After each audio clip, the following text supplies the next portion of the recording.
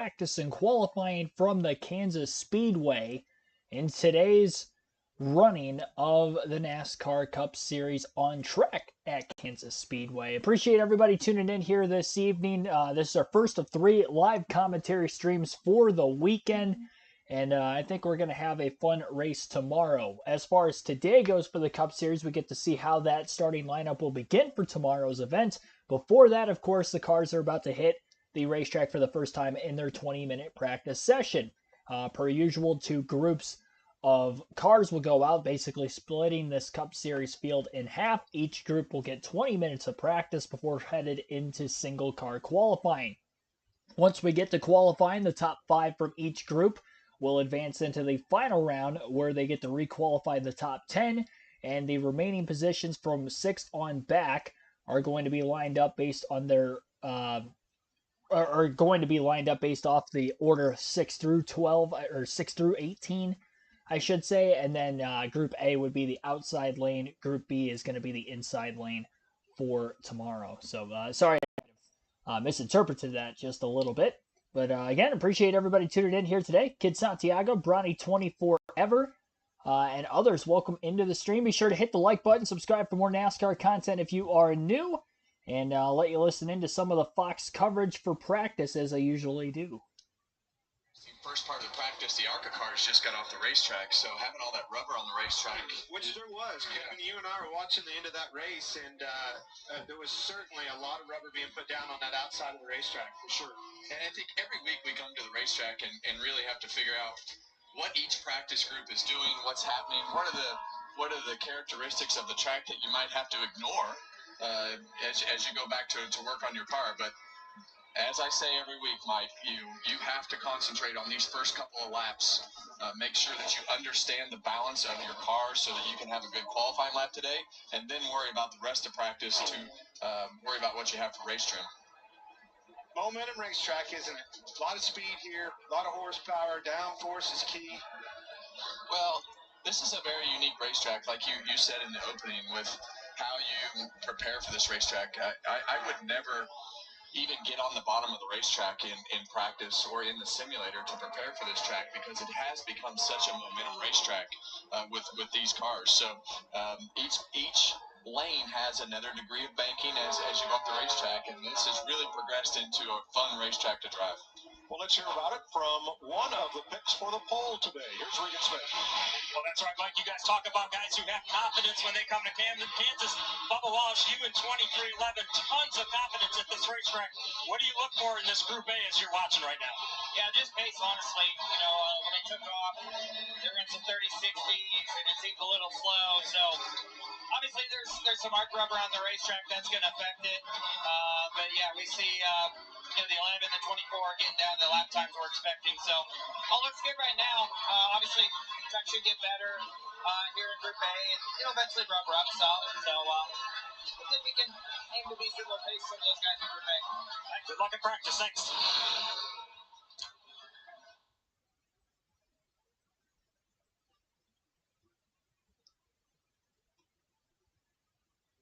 Having a little bit of a buffer there. Sorry for that slight pause following the Tyler Reddick interview. Tyler Reddick, the winner here last fall. How about that elevator top to bottom shot? Yeah, and that's the type of stuff that this front straightaway creates with the apron being paved, and you'll see that all day on the restarts. But huge draft. 2311 cars have been so strong at this particular racetrack. Tyler Reddick, obviously, on the good side of that, Bubba Wallace, Kurt Busch. So it's definitely a couple cars to watch. A bit like Michigan, a bit like California Speedway, but the words that have echoed from last Sunday's victory of Denny Hamlin and Dover are aero blocking. Now, how does that come into play on a track like this? Well, it comes into play, and you want to put your car right in front of the car behind you, but that's not something new. I lost a race here and to Joe Logano wasn't exactly the style of aero blocking with that car, but you would just cross paths of the car in front of you, and he just kind of took my line. I ran him down from a ways back, but in this style of car, Joey would just do what he could to try to make sure that he was in front of my car as I would turn into the corner. You saw it. You looking at me to see where you were at. That's that block. It's just that, see how he's just moving around, and it's a guessing game going into the corner. But this racetrack, we saw it at the end of the race last year with Denny Hamlin and Kyle Larson. It gives you enough of a run if your car is better to run down that half a lane, and it makes it harder to use that aero block. But that's just a tool in the driver's toolbox that they have, and part of it. In my opinion, the aero block is so important here because it becomes, late in a run, a one-line racetrack. That preferred line, because of the banking, is right up there on the outside around that wall. That being said, as you're catching somebody running 2, 3, 4 tenths faster than them, you get to them, you're in that preferred line, you can't get around them. It forces your hand. Okay, well, how do you do that? We've seen it time and time again here. You look for opportunities. Those opportunities come with lap traffic. As that leader catches lap traffic, now he's in the same predicament. If you time it right, that's your opportunity to pass him. Well, we see Chase Elliott right here and Zane Smith on the screen. And Chase Elliott he waited a little bit, it looks like, to go out for practice. So I think that's a good strategy. He's only completing his 4th lap here. Why would you do that, Joe? Well, I think it let everybody else pick the General Tire rubber up from the ARCA race. So good strategy, in my opinion, that Chase Elliott and his team used. It's a Hendrick strategy because both he and Alex Bowman waited to start this practice run. Yeah, the reason that you want to do that, to let that rubber get off the racetrack, is sometimes they just don't mesh up. I remember going to Nazareth, Pennsylvania one year to do a test after the IndyCar practice, and it was 1 second faster than what we ran the next day because of the IndyCar rubber being down on the racetrack and the car just having so much more grip. Man, what kind of rubber was that? Firestone rubber. Now, by contrast, the third Hendrick driver in Group A, William Byron, has run 10, the most laps of anybody. He also has the fastest lap so far.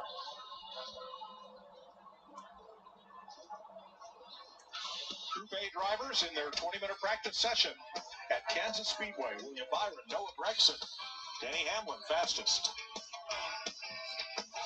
Or you can listen live, obviously, here on the channel on KRC for this coverage of practice and qualifying from Kansas Speedway for tomorrow's running of the Advent Health 400. But if you're looking for visuals, it is on Fox Sports 1. Again, you can watch practice and qualifying and maybe sync it up with my commentary on Fox Sports 1. We'll go through the 19 drivers in this first group of practice and the order in which they are at on the speed charts. William Byron is the fastest so far with a 29.963, the only driver to run a sub-30-second lap in practice. That is an average speed of 180.222 miles per hour. That was on his 3rd lap in his run. He has ran 13, the most of anybody so far. Noah Gregson is in 2nd place right now, a little over a tenth of a second off Byron's time. Then you got Denny Hamlin 3rd, Chase Elliott 4th, and Michael McDowell in 5th. 6th place is Carson Hocevar, Chase Briscoe 7th, Ryan Blaney 8th, Brad Keselowski 9th, and Alex Bowman 10th. Chris Buescher's in 11th, Corey LaJoie 12th, Corey Heim 13th, 14th for Austin Hill. He is in a non-chartered 33 car for Rick Ware Racing for Richard Childress Racing. Austin Dillon right behind him in 15th, Zane Smith 16th, Austin Cindric 17th, Derek Kraus 18th, and in 19th is Ryan Preece.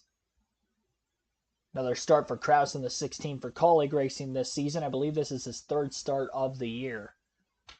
Had a couple on the West Coast swing at Phoenix and Las Vegas, if I remember correctly, from earlier this season.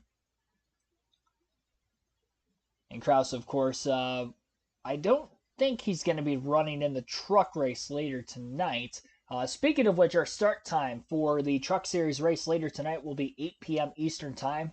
So again, 8 p.m. Eastern later tonight, NASCAR Truck Series racing at Kansas, and we'll be covering that live on the channel. Our Cup race tomorrow will begin at 2:30 Eastern Time with our pre-race predictions. So again, 2:30 tomorrow afternoon for the Cup race.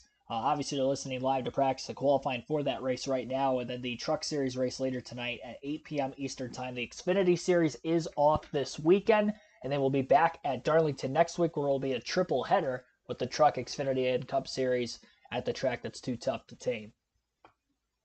Still under a full screen commercial break right now on Fox Sports 1. Again, as soon as they come back from that, I'll let you listen into more of the coverage.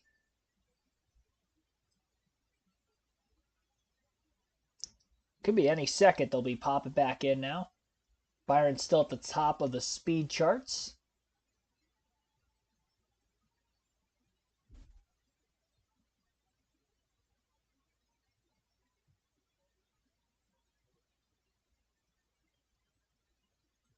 I don't know why, but my phone has been lagging just a little bit with the actual race coverage. So if I'm even more behind than what I usually am with YouTube's delay, that would be why. Francisco Lindor power the Mets against the Rays, or Julio Rodriguez and the Mariners take on the Astros. 7 Eastern on Fox. Check for the game in your area. Regan. Well, Mike, it's been a big week for Daniel Suarez. Passed his citizenship test this week, a couple more weeks before you're an official citizen. Next test, though, practice and qualifying. What are you learning as you're watching right now? I can tell you, I feel way more comfortable with this kind of test. I feel of the other Chevy teammates. The racetrack is very quick right now. Definitely much quicker than everything that we practice in the simulator during the week. So I think we're going to be okay. All right, Mike, he just mentioned it. It's very quick right now. It is cloudy and cool out here. Yeah, perfect race weather. Tomorrow, there is going to be rain, kind of in the area, but off to the south. So the early week forecasts, which were doom, gloom, and rain, that's going away. We're going to be fine for tomorrow's race. Talking about Kansas, but 80% chance coming in all week. I was bummed out. Fixed it. Well, the good thing, I don't know that I've ever sat in this booth, but I feel like I can see to every state in every direction from the booth. It's pretty flat here, Clint. It's God's country, buddy. That's the way I like to see it. You can actually see it. There's no buildings in the way. There's no problems. You can also see the tornadoes that's happening. Get out of their way. Yeah, as we see Derek Krause there in the 16 car run the bottom of the racetrack, and you see what happens right there. When you run the bottom of the racetrack, especially in these runs, you just lose so much speed. There's another delay there for a second. It's not doing that with the stream for some reason, so I might have to restart my phone in between.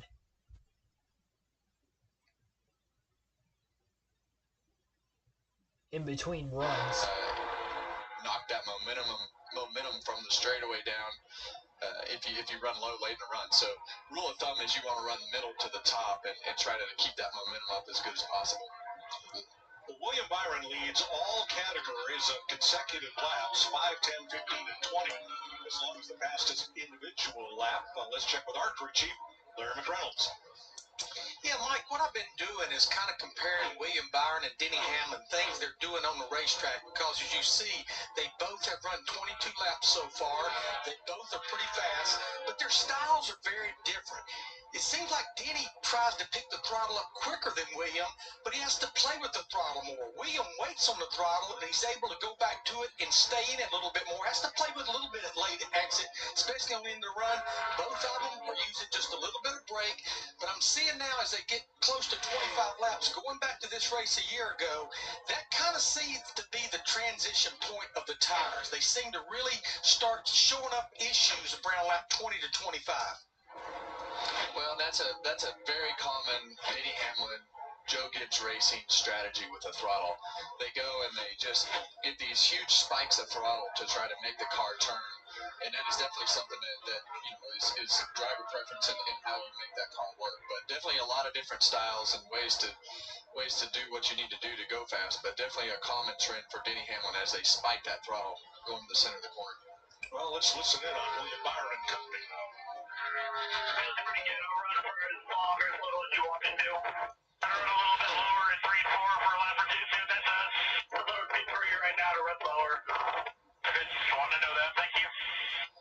Well, there you go. That's just gathering information, trying to make sure you make the right adjustments to your car. You're not going to be able to run this high groove, which is the preferred groove right now, the whole race tomorrow. So you got to be able to have a versatile car to make those passes. There's Here's the data that shows William Byron leading in all categories with a little over 5 minutes to go in Group A practice. In here, you can expect to find crystal clear audio, expansive display space, and more comfort for everyone. But we still left room for all the unexpected things you'll find out. All right, so still in Group A practice, about 14 minutes in, as you see on our time sheet, so we have a little over 5 minutes remaining. William Byron still at the top of the speed charts as of right now. Noah Gragson is second, Denny Hamlin third, Chase Elliott fourth, and Michael McDowell in fifth, all separated by about 2.5 tenths. Not as wider of a margin, I should say, between the top 10 here at Kansas in this group compared to what we've been seeing in recent racetracks. A lot of it is the length of the racetrack. There's more off-throttle time at Kansas Speedway versus a lot of other racetracks that we go to with this next-gen car, the package itself. So may lend into better racing tomorrow, as we usually see here with Kansas, both pre and during the next-gen era. Last year's race, honestly, was one of my favorites to call for you guys, that finish between Denny Hamlin and Kyle Larson. But honestly, the whole race I thought was one of the best ones of the season. So maybe we get that kind of a race again tomorrow. We'll just have to wait and see. Again, 2:30 Eastern, we'll be live for that one on the channel. As far as tonight's race goes, again, Truck Series racing at 8 p.m. Eastern later on tonight, and no Xfinity Series races. They are off this weekend, and they'll be back at Darlington next week with the triple header with NASCAR Cup, Xfinity, and Truck Series action. Quick shout outs to some more of you that are watching this stream right now. T-Van, John Barber, Joseph C3, Earl Arnold Jr., Beth Hagerstrand, Strand, I should say. Sorry, I botched your name there for a second. Appreciate all you guys tuning in. Yeah, we do have live commentary for NASCAR Cup practice and qualifying all season long. So if you are a new viewer here wondering what kind of streams I do, live commentary every NASCAR race weekend for NASCAR Cup, Xfinity, Truck Series races, and then Cup practice and qualifying as well in there.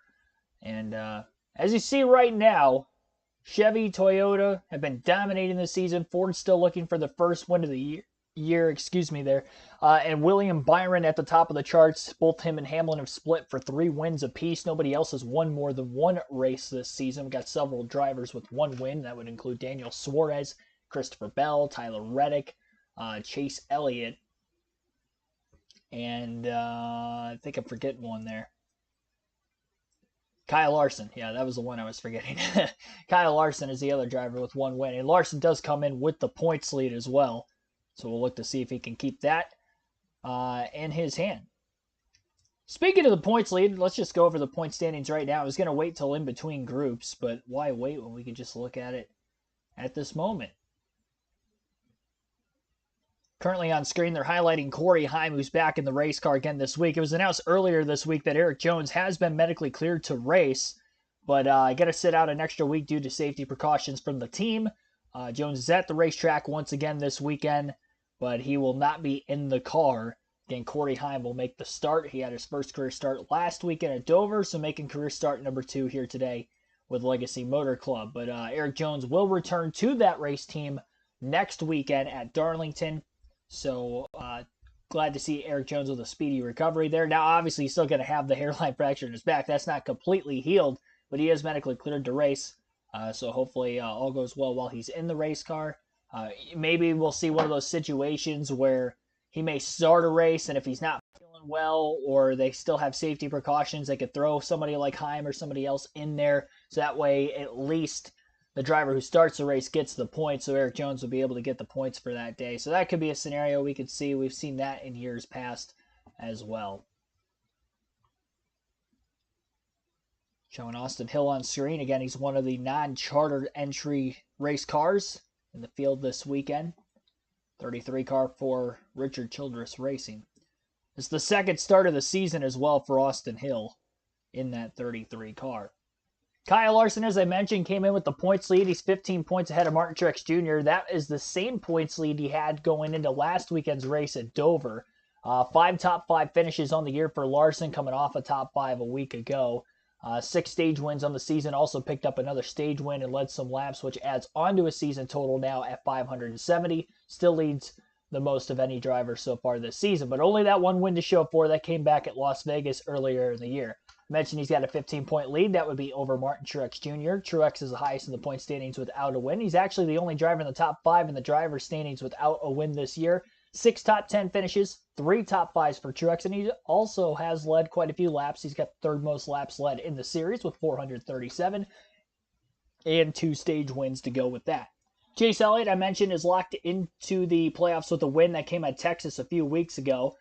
He has 33 points out of first, 4 top 5 finishes, 5 top 10, same amount as Larson there. Only 131 laps led in 1 stage win, but again, 33 points out of first in third place, so still very much in contention for that regular season title.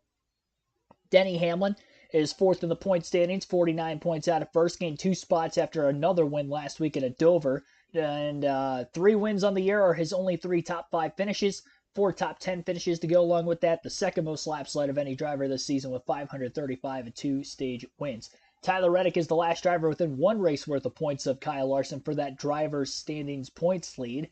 Tyler Reddick is 56 points out of first. He got his first win 2 weeks ago at Talladega. 4 top 5 finishes for Reddick. Tied for the most top 10s as well this year with 7, only 1 DNF. 124 laps led and 1 stage win.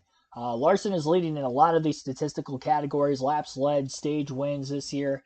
I believe he's tied for the most top 5 finishes this season as well. Actually, no, he has that all alone. 5 top 5s. He's the only driver with 5 top 5 finishes this season. So he leads in top 5s, he leads in laps led, he leads in stage wins, but only has 1 race win to show for. His teammate William Byron's the driver who's nabbing up all those wins.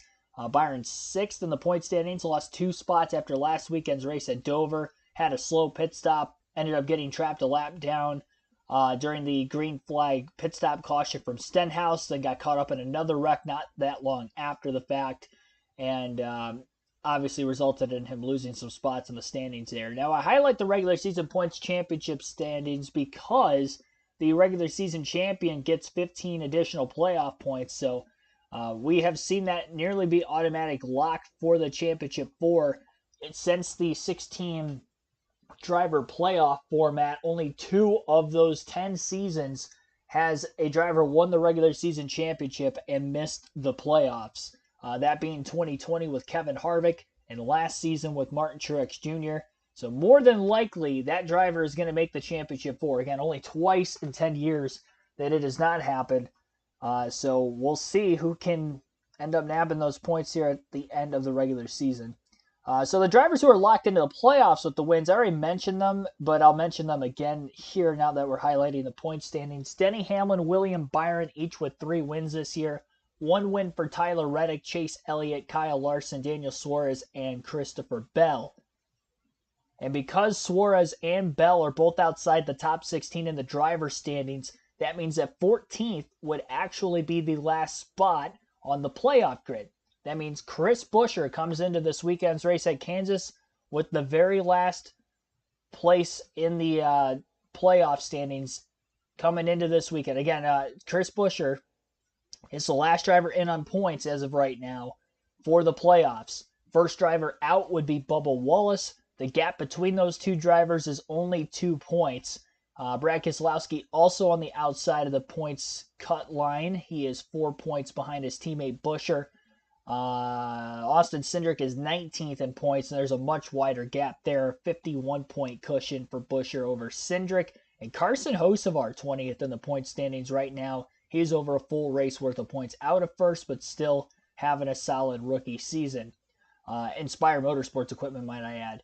And as far as the drivers who are just above the cutoff line, not that far ahead of Chris Buescher in the standings. I mentioned Buescher was only 2 points to the good. Joey Logano 1 spot ahead of him. He's only 3 points to the good. Chase Briscoe is only 11 points above the cutoff line. Kyle Busch is only 12 points above the cutoff line. And then you got Ross Chastain, who's 10th in the driver standings. Alex Bowman 9th. Ty Gibbs 8th. Ryan Blaney 7th. And then I mentioned Truex in 2nd. Those are all drivers without a win above 16th in points. Now that that's all over, and we highlighted the point standings, take you back to the race coverage.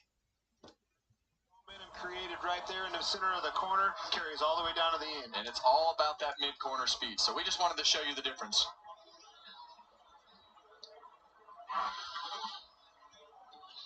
All right, Group B is on track for their 20 minutes. Those drivers will be shown in white on your scoring pylon. Bubba Wallace quickest here in the early going. Let's check with Regan. Michael Gregson already out of his car from Group A. Noah, second quickest in that practice session. Did you learn everything you needed to about the 10 car? Yeah, it felt pretty good with our Bass Pro Shop, Winchester, Ford Mustang. It felt good from the beginning to the end of the run, which I was more focused on. Qualifying's going to be another story, just trying to get all we can. But these guys showed up this weekend like we've been doing the last handful of weeks. It's been a lot of fun and a lot of momentum right now. I feel like we got some good racetracks coming up. This is another fun racetrack, so really happy with our Bass Pro Shop Mustang and just enjoying it right now. Thanks, so. He's won here in trucks and in the Xfinity Series. So this is Tyler Reddick, who we spoke to at the top of the telecast. And he is fastest in Group B. From the middle of the racetrack. Yeah, and I think the reason that he does that, you hear him just a real slow lift out of the into the corner, because as we showed, all that partial throttle gives you that mid-corner speed, but he sees that car in front of him running the high line, so he's got to do something different. This is great practice for tomorrow. Say, okay, can I make ground through the center of the corner? Do I need to split that top seam? What do I need to do to make that time through the middle of the corner and be able to be as racy as anybody on the racetrack with a versatile car? So now he's going to run the top of the racetrack, knowing that he has some traffic in front of him, see what the handling is with his car, with a little bit of traffic in that line. So you got to anticipate that, because you know the closer that you get, the tighter that it's going to get through the center of the corner. So you need to have some options when you get there.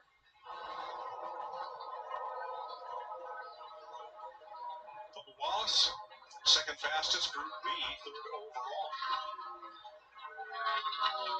Yeah, we see both of those 2311 cars fastest two in this group. And Larry's telling me in my ear that Tyler Reddick is doing all those things that he's doing on the racetrack, not touching the brake pedal, which that was always the preferred strategy that I had on these racetracks in practice, especially. Just see if you could just keep running laps without touching the brake pedal, because anytime, especially today in qualifying, you cannot brush the brake pedal or you will not get the pole. It's horsepower. You took that horsepower away out of these race cars. That brake pedal is a no-go, no-fly zone. Yeah, and if you are having to touch the brake pedal, it has to be less than everybody. You want it to be as little as possible. We saw that at Texas. We were all like, oh, look at that motor down the back straightaway. No, actually, that was 100 pounds less brake pressure that Kyle Larson used, which it was 7 pounds of brake pressure that Kyle used, and everybody else was close to 100 pounds, and that's doesn't sound like a lot, but it's a big difference. Huge. Truex here, 16th on the board overall. Tyler Reddick's fastest lap was his third lap at 181 miles an hour. That is faster than any pole position that's been won here in this seventh generation car. Well, cool temperatures today. The drivers are going to have to be committed to the throttle when it comes qualifying time. Different right side tire than we raced here in the past, but it's definitely a day of commitment with the cool weather like this for qualifying.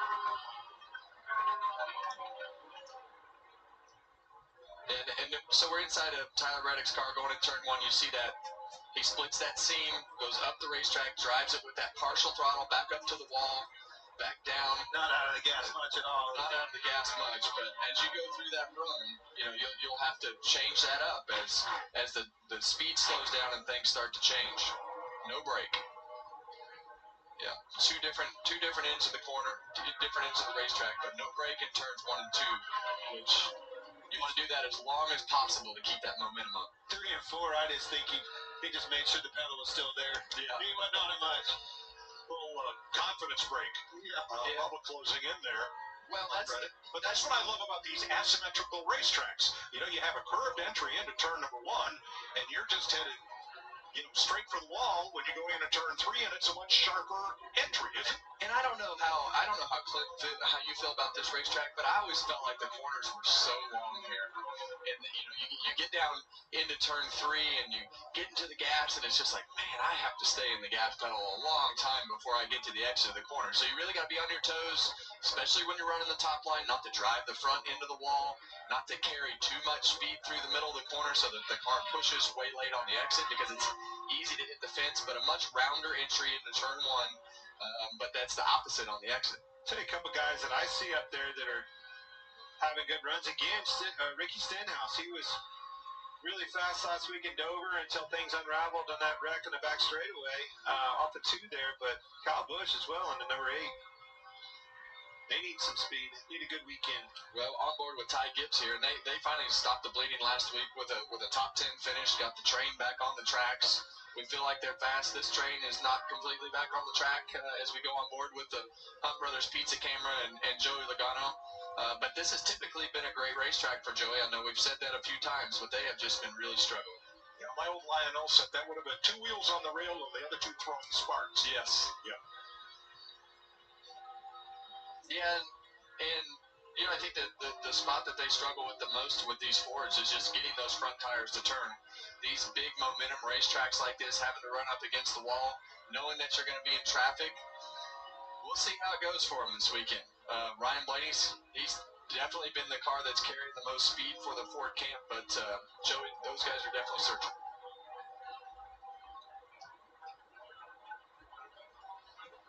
There's one that's searching for a finish as well, Christopher Bell. Whew, been a rough 4 weeks for him. Bell, 11th fastest overall and 4th among the Toyotas in this combined practice. 11 minutes to go for Group B, then we'll move to qualifying.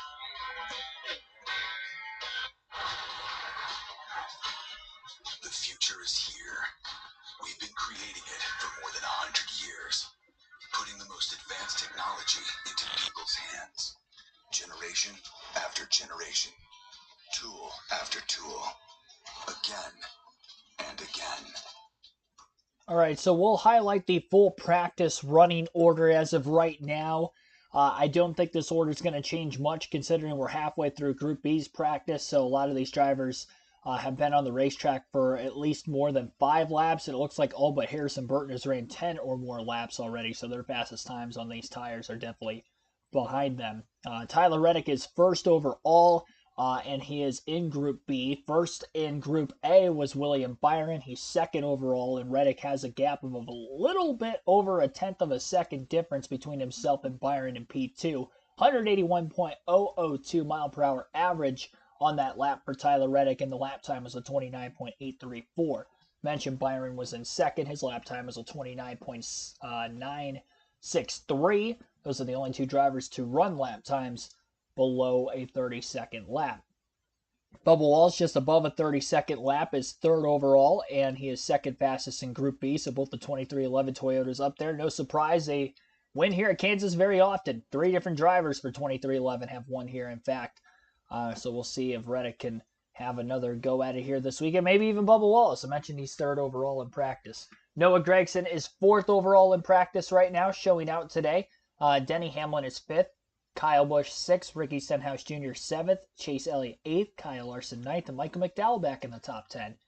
Christopher Bell in 11th, 12th is Ross Chastain, Josh Berry 13th, Carson Hocevar 14th, Chase Briscoe 15th, 16th is Martin Truex Jr., Ryan Blaney's the highest Penske Ford in 17th, 18th is Brad Keselowski, Daniel Suarez 19th, Ty Gibbs 20th, Alex Bowman 21st, 22nd for Chris Buescher, Corey LaJoie 23rd, Ty Gilliland 24th, Corey Heim 25th, 26th is Harrison Burton, John Hunter Nemechek 27th, 28th for Daniel Hemrick, Justin Haley 29th, Austin Hill 30th, 31st for Austin Dillon, Joey Logano 32nd in practice. Man, he's 7/10 off of Reddick. That's insane. Zane Smith is 33rd, Riley Herbst 34th, Cindric 35th, another Penske deep in the field. Austin Cindric is, I mentioned 35th already.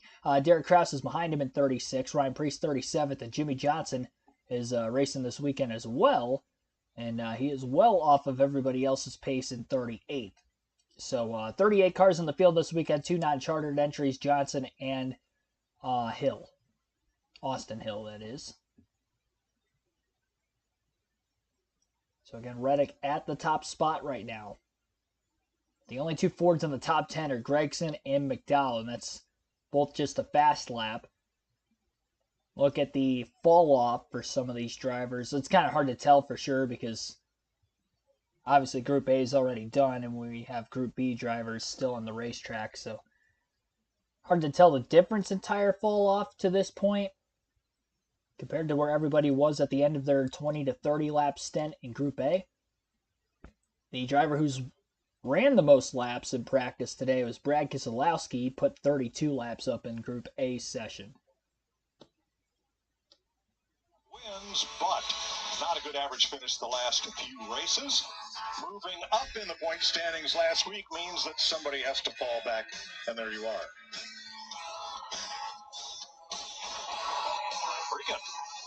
Well, Mike, the guy fastest from Group A, William Byron, very fast in that practice.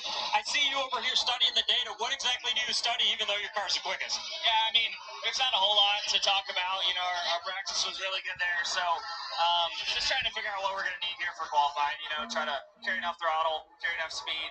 3 and 4 for me was a bit of a struggle. I was just a little too free there in practice, but overall the Raptor Chevy was really good and just really proud of the guys. You know, they've been working really hard on our mile and a half stuff and leading on our teammates. And I feel like we've been just a smidgen off on some of the mile and a halves this year, so trying to get a step better this weekend. All right, good luck. Thanks, William. Is he a threat for the pole? Well, first off, let's get something straight. What exactly is a smidgen? Do you know? What's the definition? Because just how far off is that? Hey, I'm going to have Just to a go little talk less to than that scope. one. Just a little less than scope. A little less than a wee bit, too. Smidgen, man. Smidgen. They didn't offer that Bakersfield? No. It says right on the tape measure. Smidgen. Yeah. Oh, so you were the guy that counted the lines on the tape measure. It's 8 little lines and one big one. I also read picture books. Yeah. Here's one of our favorite tuning tools, best 10-lap average, and that combines both the A and B practice sessions.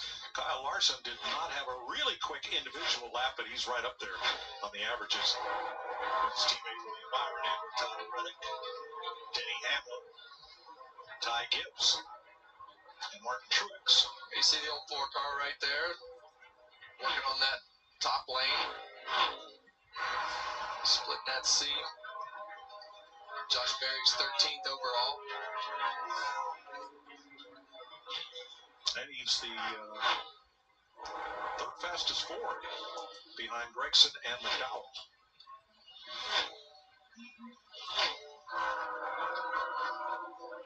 Speed in Gregson's car just continues to impress. I mean, we've said it for several weeks now. Obviously, Blaney's carrying a flag in the Ford camp, but just right on his heels is Noah Gregson. And I tell you, that 4-car, Josh Berry, Stuart Haas is starting to show a little bit better speed. I mean, even the 14 car is 15th overall on the sheet. Maybe getting some things figured out. Hunter Nemechek, just like last week at practice in Dover, just kind of he and Corey Heim on lap times pretty much right on top of each other. Yeah, I see him on the bottom of the racetrack right there, and I don't think that's right. I think you need to be middle to top. I don't think you're just not gonna carry the momentum that you need. You see Jimmy Johnson, he's struggling out here with some pace, way off the pace.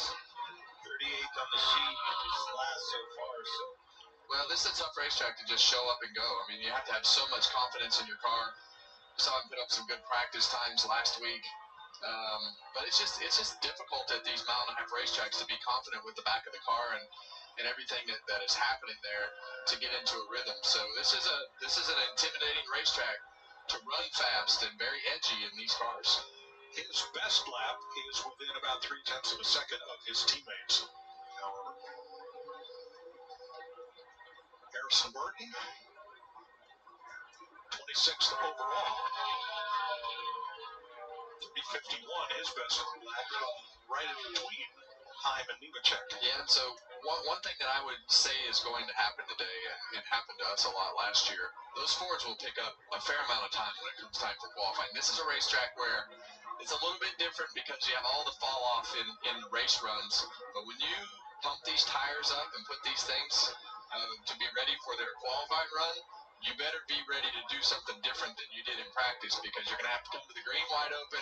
You're probably going to have to run up the racetrack in that third lane to carry that momentum. And so you got a lot of work to do getting up off of pit road speed to treat it like a speedway. And then you better be as light on that brake pedal as possible through both ends of the racetrack to make that speed. Obviously winding down in the second group here with only 3 minutes left, but just looking at your best consecutive 10, 15, 20, I mean, it's still the same group. It's Gibbs and Hendrick. You see Larson at best 15, Byron, his teammate, the best in 20, but right on his heels, it's Hamlin, Reddick, Gibbs. It's certainly Hendrick and Gibbs still part of that equation, with Reddick, obviously, the caveat. Last fall's winner.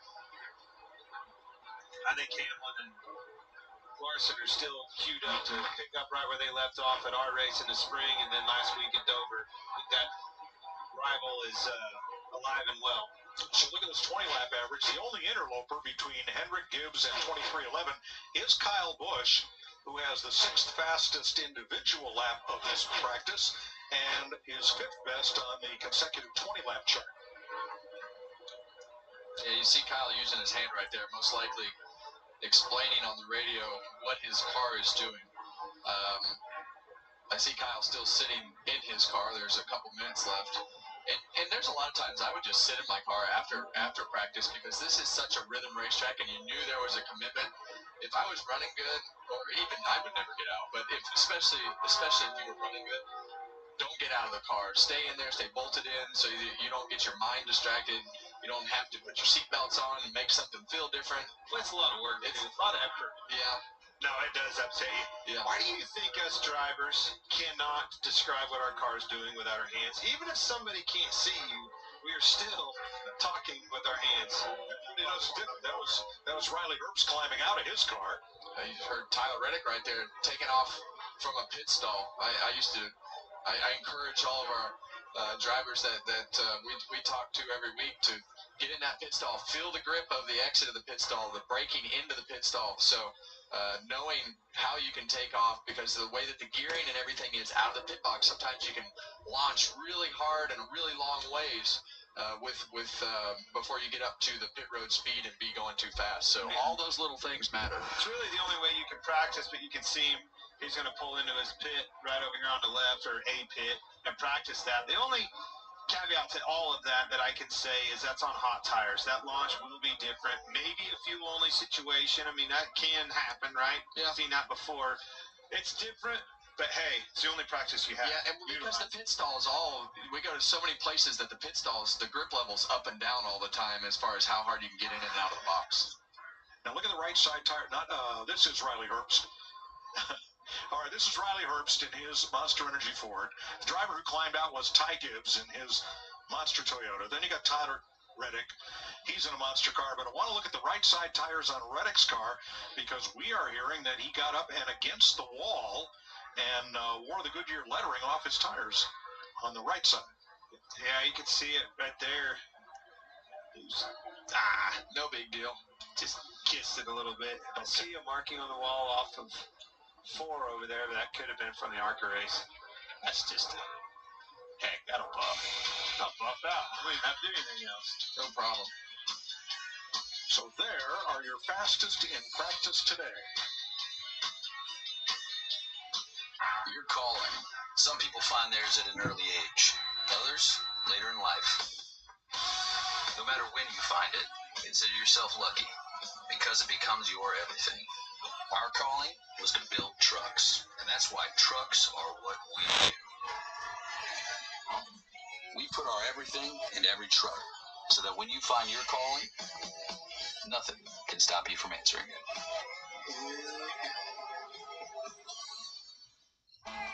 All right, so Tyler Reddick had the fastest lap overall in practice, and he was in Group B. Then the fastest in Group A was William Byron, and he was second overall in practice. So those are the fastest on the short runs there. We'll see who's going to be the fastest on the short runs when it really counts, though, which is going to be right now in qualifying. Group A qualifying about to begin. Your first 9 drivers who are set to qualify will be Austin Hill, followed by Ryan Preece, Derek Kraus, Zane Smith, Michael McDowell, Austin Dillon, Corey LaJoie, Brad Keselowski, Carson Hocevar, and Corey Heim may be in that first group of cars to go as well. All based off of the qualifying metric, which is going to be based off of last week's finish, or the most recent race's finish, as well as where you are in driver standings and owner standings. And because of that, that's why you usually see the open drivers or the non-charter entry drivers on first. So that's why Austin Hill will be going first here today. He is not running for points, so no driver standings, and automatically that puts him first on the grid here this weekend. Now, as far as which group you are in between Group A and Group B, that is randomized every week and thrown together at the racetrack that weekend. But as far as the qualifying metric system I just stated for you a little bit ago, that is a little bit different than the procedure, than a little bit different of a procedure than what it is to just randomize the order and what group you go out from one week to the next. All right, we'll take a look at the like button counter. I haven't really stated it all yet. I've stated for you guys to hit the like button, but we have not had a reminder of what that goal is. 50 likes is our goal for the NASCAR Cup qualifying and practice stream. So again, 50 is our goal. Qualifying is about to begin. Practice has just concluded again. Tyler Reddick was the fastest overall in practice. William Byron ended up being second fastest on the charts and fastest in his group, which was Group A. Trey Rex 99, thanks for tuning in. Second Cup start with Rick Ware Racing. This is the 4th. I think they meant this season. Yeah, this is his 4th start. I believe it's his first start on a non-super speedway in the Cup Series, if I'm not mistaken. Michael Turner, thanks for tuning in as well. Dan Bowers, Gilmar, thanks for tuning in. He's pulling for Bubba Walls. My dog Fulton, thanks for tuning in. Kansas is always good. Who am I picking to win? I don't have a pick yet, but I really do feel great about Tyler Reddick. He was probably going to be my pick coming into the weekend, and then I wanted to base it off practice and qualifying to give you guys my for sure answer. And with him being fastest in practice, too, I'm still kind of leaning towards Tyler Reddick. But you'll have to tune into the pre-race predictions tomorrow to get my full in-depth analysis. But that's kind of my short analysis. Got an interview with Kyle Larson going on right now. All that, but I mean, I'm running the wall. I'm probably running a little bit closer to it than everybody besides Reddick.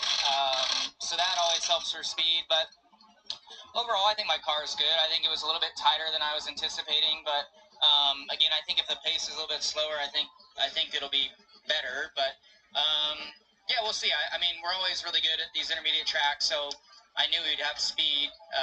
But yeah, hope we can qualify well here and get a good pit stall and go race. You mentioned that you were running the wall at the end of that practice session. Now you're going to have to go back down to the bottom of the racetrack and qualify. How do you figure that all out and equate where you want to go to in the corner? I ain't running the bottom in qualifying, so no, you run the wall here in qualifying, or pretty close to it, so at least above that top lane, so you can just keep your momentum and speed up. So yeah, it's a lot of fun qualifying here. So I do not plan on running the bottom unless somebody else before me goes out and runs fast. All right, thanks, Kyle. Clearly, we know why I'm holding the mic now, and I'm not holding the steering wheel. Yeah, well, that's what I was saying earlier, Clint. You know, middle to the top is really the only place you want to be at this racetrack with this car. So keep that baby wound up. Got to keep the pedal down and stay off the brake. Hendrick Motorsports, half of the stage wins in the Gen 7 car. And on the mile and a half, where Kyle Larson has led 25% of the laps run. They've won 4 of the top 5, with 3 of their 4 drivers visiting victory lane. I'm hoping that when I drive that 5 car here in a couple weeks, that Clint is my personal pit reporter. Is that possible? Hey, I'm just hoping it's got the same speed. I'm not worried about speed. I'm just worried about... You're not? Yeah. Can you hold my drink for me, too? I will hold anything you need. It's just, I'm not going to allow that car, with the success that it has and the speed that it has, to be pulled back into retirement form. It cannot go to that level, Kevin. It has to stay up front. I think... Rick Hendrick will be super unimpressed if it has. It's a different tire. we're building excuses in already. Paved racetrack. I don't know that I'm going to be comfortable in the seat. Comfortable. So we're talking about the All-Star race at North Wilkesboro, where Kyle Larson will be at Indianapolis. It is the month of May, after all. He's going to run the Indy 500. And since he's going to miss practice and qualifying, he's tapped Kevin Harvick, or Rick Hendrick has tapped Kevin Harvick to drive the number 5 on the new asphalt surface at Wilkesboro. And let's be honest. Wait, I'm tapping Clay Boyer to be my pit reporter. A pit reporter. Yep. I'm gonna be. I think I could help you with, lines and setups, pickup points, lift points.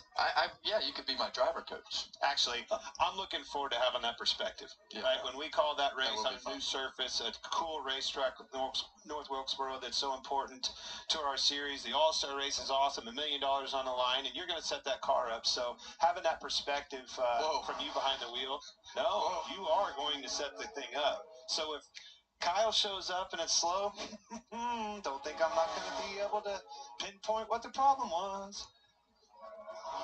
Boy, What an awesome. fast. It looks a lot faster. I'm sure it'll seem like it's going 200 miles an hour when I get in the thing after not being in there for a while. Cannot believe that that's the same racetrack that my father and I 3 years ago rode up and looked at, and just, it was tired, buddy. Its days were done, and it was in the rear view. They drug that thing back out, cleaned it up, and man, oh man, have they made a difference there. So speaking of the All-Star race, there is always a campaign to get voted in. You're not eligible, Kevin. Carson Osavar appears to be way out front with his campaign, where he asked people on, Cameo. He enlisted and paid for drivers to give him a shout out on Cameo, saying that he was in the midst of a big election at school and really needed their help to get the vote out. So drivers that he's competing against for the fan vote unwittingly or wittingly participated. Here it is. This is great. So I'm sure you're already aware that the fan vote for the All-Star race is already open.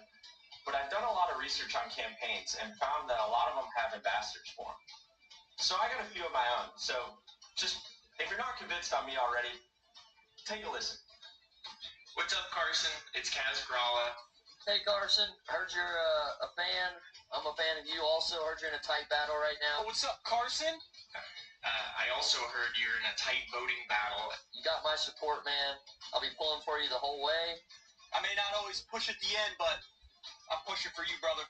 If I could vote for you every day, I would. Go win, and everybody vote for Carson. That was awesome. Well played, by the way. Well, he did win a spot in the Fox booth for tonight in the Truck Series race so far, so that will be entertaining. I'm still going with Justin Haley. I think his Hale, yes. Hale, yes. Yeah, that's quite a campaign. All right, Austin Hill has made his qualifying run in the number 33. We didn't even see it. Series winner here in 2020, 30-39. How did we miss his qualifying lap? Ryan Preece, who finished 12th here in 2019, 30-37. Well, that's about 4/10 pickup for Ryan Preece from his practice speed. Derek Kraus making his third start of 2024. He has a fifth place finish in Truck Series. Kind of a cool paint scheme on that car. How does he get the whole state of Wyoming on the side of that thing? Moving in on the state of Kansas here. Looks Western, doesn't it, Kevin? Is it the bucking bronco on the side of it? What is it? A logo for Wyoming.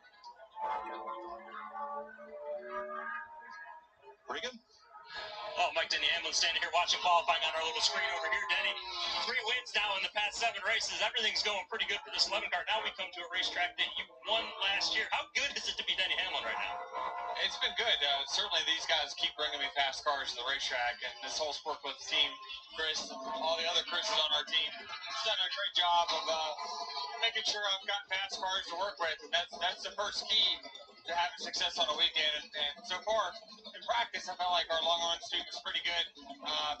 Just hoping we can get to the final round. I haven't really qualified well at this track over the years, so just trying to make it in the final round. That'll be our short goal for today. Mike, no matter where he qualifies, I've got a feeling we're going to see this 11 car up front on Sunday. Absolutely. Zane Smith has a Truck Series win here 2 years ago. Top of the board, 30-22. You get a pickup for Zane. Run a 30-62 in race trim, so. Michael McDowell is one of the quicker Fords in practice. He has 25 starts here at Kansas, and more importantly, has 2 poles already this season. So basically like a 4/10 pickup, right? Over race trims, what we're seeing so far. So far, I think you'll see some of these cars pick up a little more than that were probably a little bit off, but that's their common trend so far. But I think some of that will vary. I think this could be one of the cars that probably is about the same, maybe a little less because he was at the top of practice. When I say they, Michael McDowell and company in his 34 car, always phenomenal speed and qualifying trim, and there it is again at the top of the sheet, 29.94, Michael McDowell. Austin Dillon has 3 top 10s at Kansas, or 3 in the last 6 races, 10 overall. So right there you see the strategy already starting to unfold. Austin Dillon coming to the green flag went all the way on the apron, so that's a distance game down the front straightaway. We figured this out with this car. It's a little slower in qualifying than some of the older cars, so distance means more than the speed, but you'll need to be wide open coming to the green. Austin down below the apron to cut that distance, and then do what you can in turns 3 and 4 to use as much throttle as you can to get the speed out of the car. Well, it gets into second on the board. Corey LaJoy, 14 starts here with the best finish of 19th. Just unveiled his all-star scheme, and it harkens back to when he drove his dad's race car to his first ARCA win, came at Bowman Gray Stadium. They had a season budget about 20% of what the people he were racing against had, and did very, very well. So that'll be fun to watch. This racetrack is a lot like a speedway, Clint. You have to launch off a pit road, go straight to the top of the racetrack. Driver's got a lot of responsibility for how he launches, getting his shifts right, putting the car in the right spot. Building the momentum. Right? Building the momentum, and then you do that in the top lane for the rest of the lap on both ends. Brad Keselowski, 2-time Kansas winner.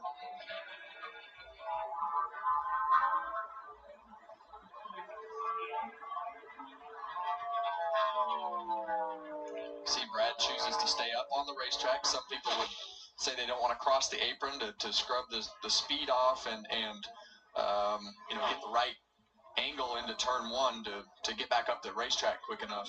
So he just stayed on the racetrack, just ran the bottom. As you said, Brad's needing a good run. And where do you find that? Good tracks for you. Kansas has been good. You said he was a 2-time winner here. We got to get the wheels back on the bus. Had a hiccup last week. Spun around there, 1 and 2 underneath, trying to make a pass, and finds himself outside the playoff bubble. So Keselowski knocks Ryan Preece out of the Fast 5, and now all comparisons will be to the bubble car, which right now is Keselowski. As rookie Carson Hocevar rolls out, he finished 20th last September here in his only Cup start at Kansas. Yeah, and the thing I don't like about Brad's lap, Clint, is it's nowhere close to Michael McDowell's lap. He's 4/10 off of Michael McDowell, so that's not going to be a good starting spot for Brad.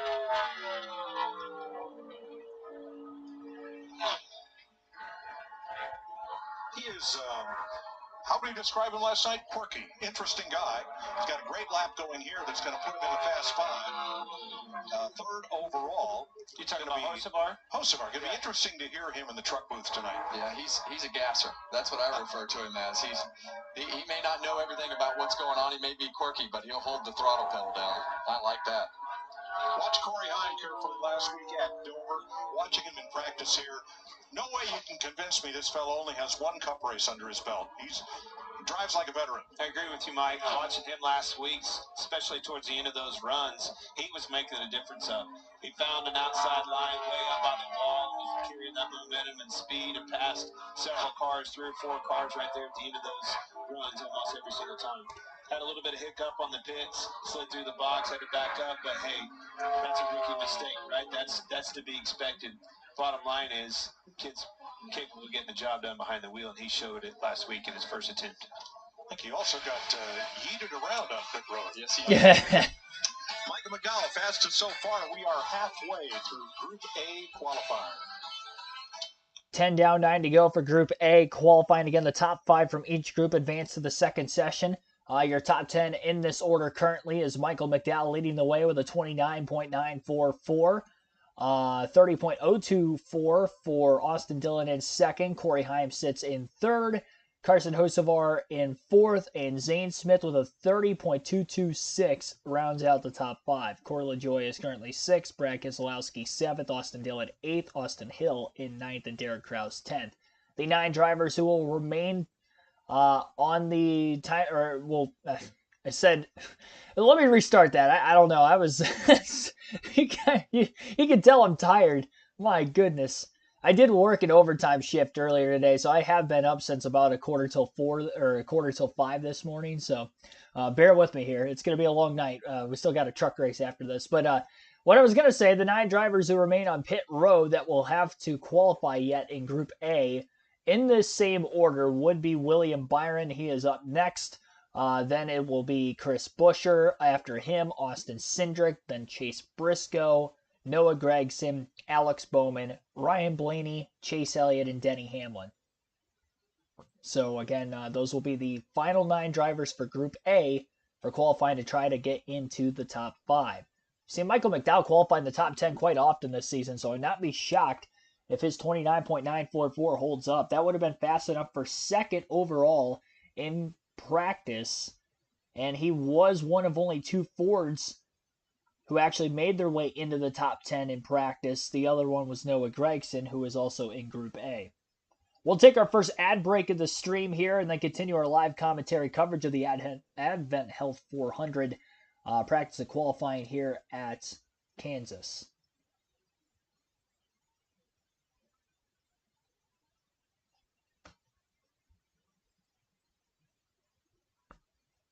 Patrick Chatterley, welcome into the stream as well.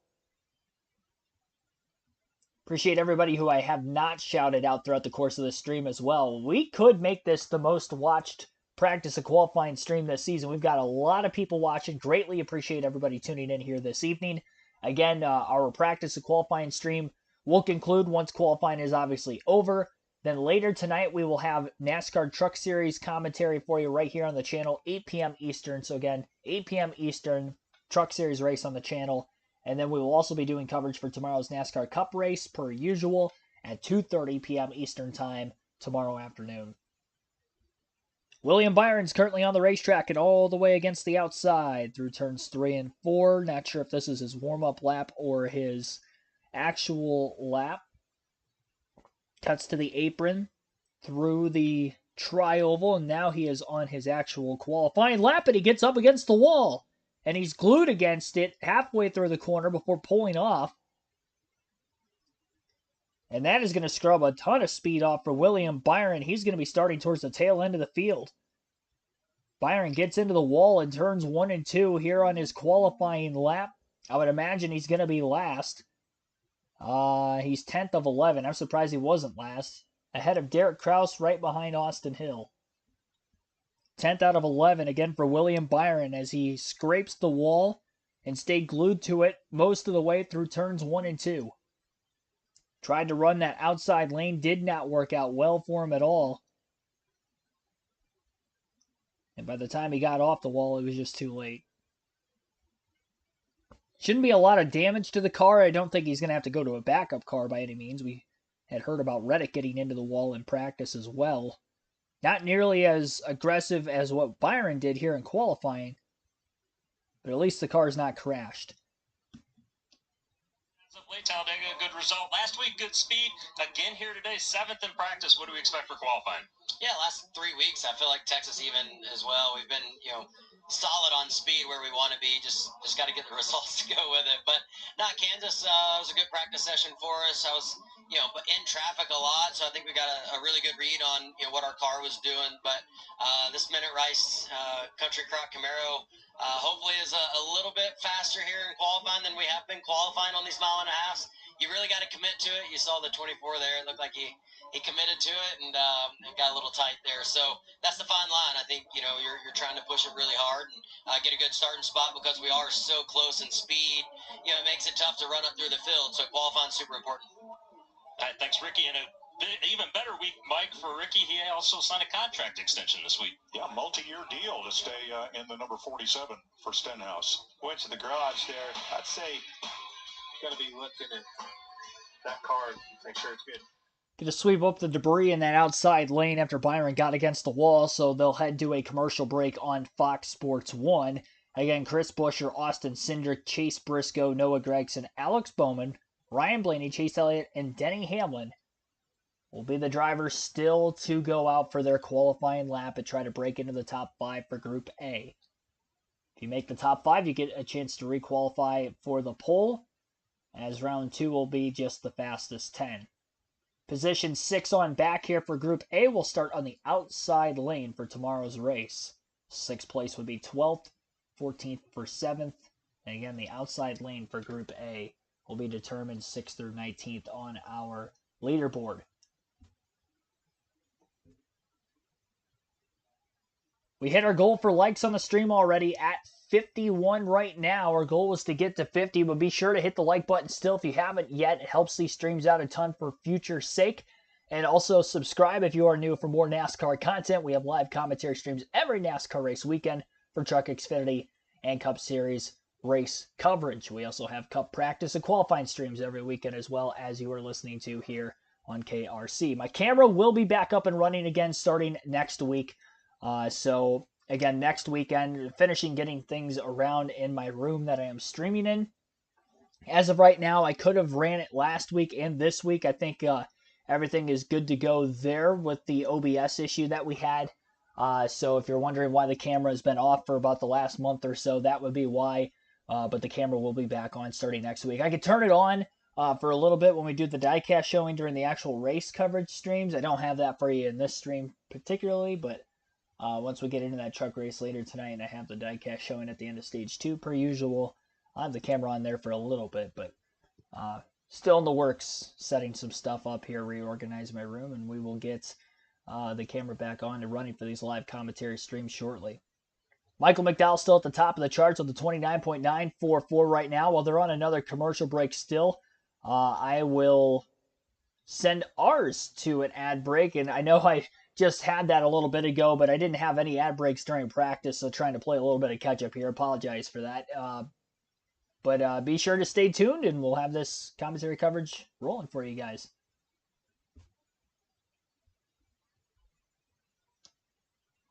Full break in qualifying as the track crews were sent out to have a look around turns 1 and 2. Check for any debris, finding none. That truck returns to its location just past the end of pit road, and we're ready to send the next car.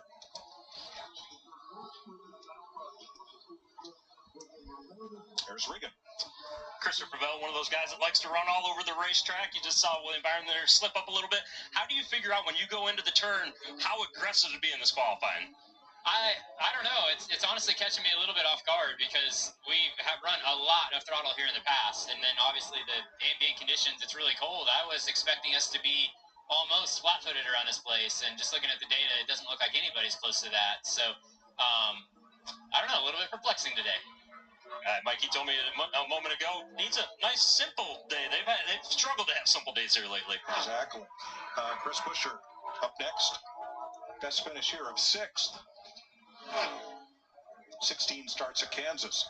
1 year ago, the pole was 30.13. The air temp in the high 80s. In September, the pole was right about where we are right now, within 100th of a second. Air temp in the mid 80s. Today it's 65 degrees. Nice and cool. Who's got the track record there, Clay? Well, I don't know what you mean by that. I mean, like it's like in recent modern era or like dinosaur years. It's Kevin. All right, Buescher second fastest. Boy, those cars really flew around here. They did. Austin Cindric has 5 starts here with the best finish of 11th 2 years ago.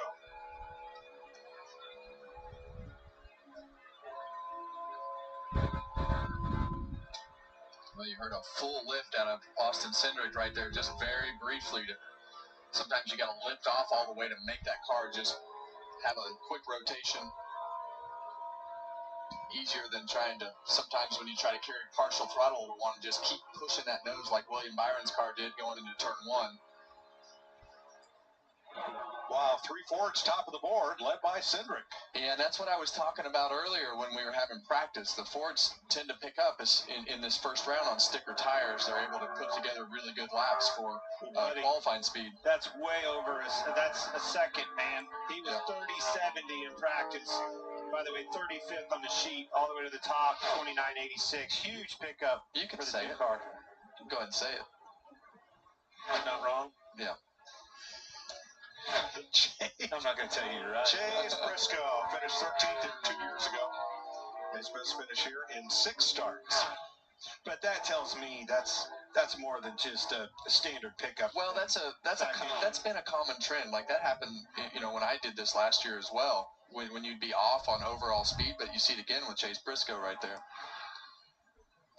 And that's 4 Fords at the top with another one to follow. This was the fastest Ford in practice. Noah Gregson. 5 top 10s in Cup, 4 of them coming in this season, including the last 2 races.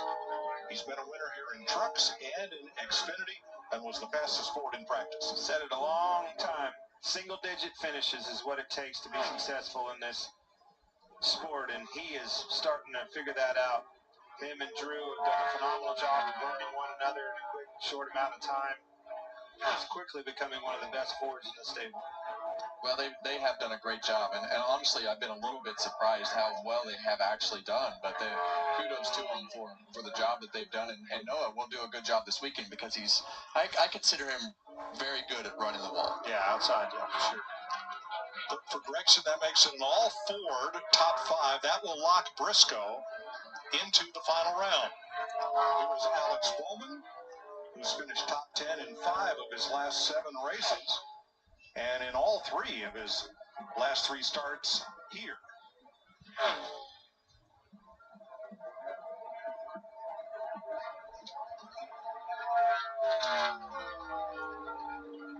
Right there, almost on top of him. You can't even see the ghost car. Had to lift out of the gas a little bit. Now let's see if he can go back to the throttle and beat him up off. I don't think so. Bowman's best start of the year is 4th at Richmond. Not quite 7th. Well, if I was watching right now, I would definitely pay attention to what those Fords did, or especially the 2 car, because you saw the in-car camera. That quick full lift to get the cars to turn, I still think that's what happened to William Byron. You hear Bowman right there tried to, I think, probably stay partial throttle, and the cars get tight. That will lock Austin Cindric into the final round. That's as close as it gets right there.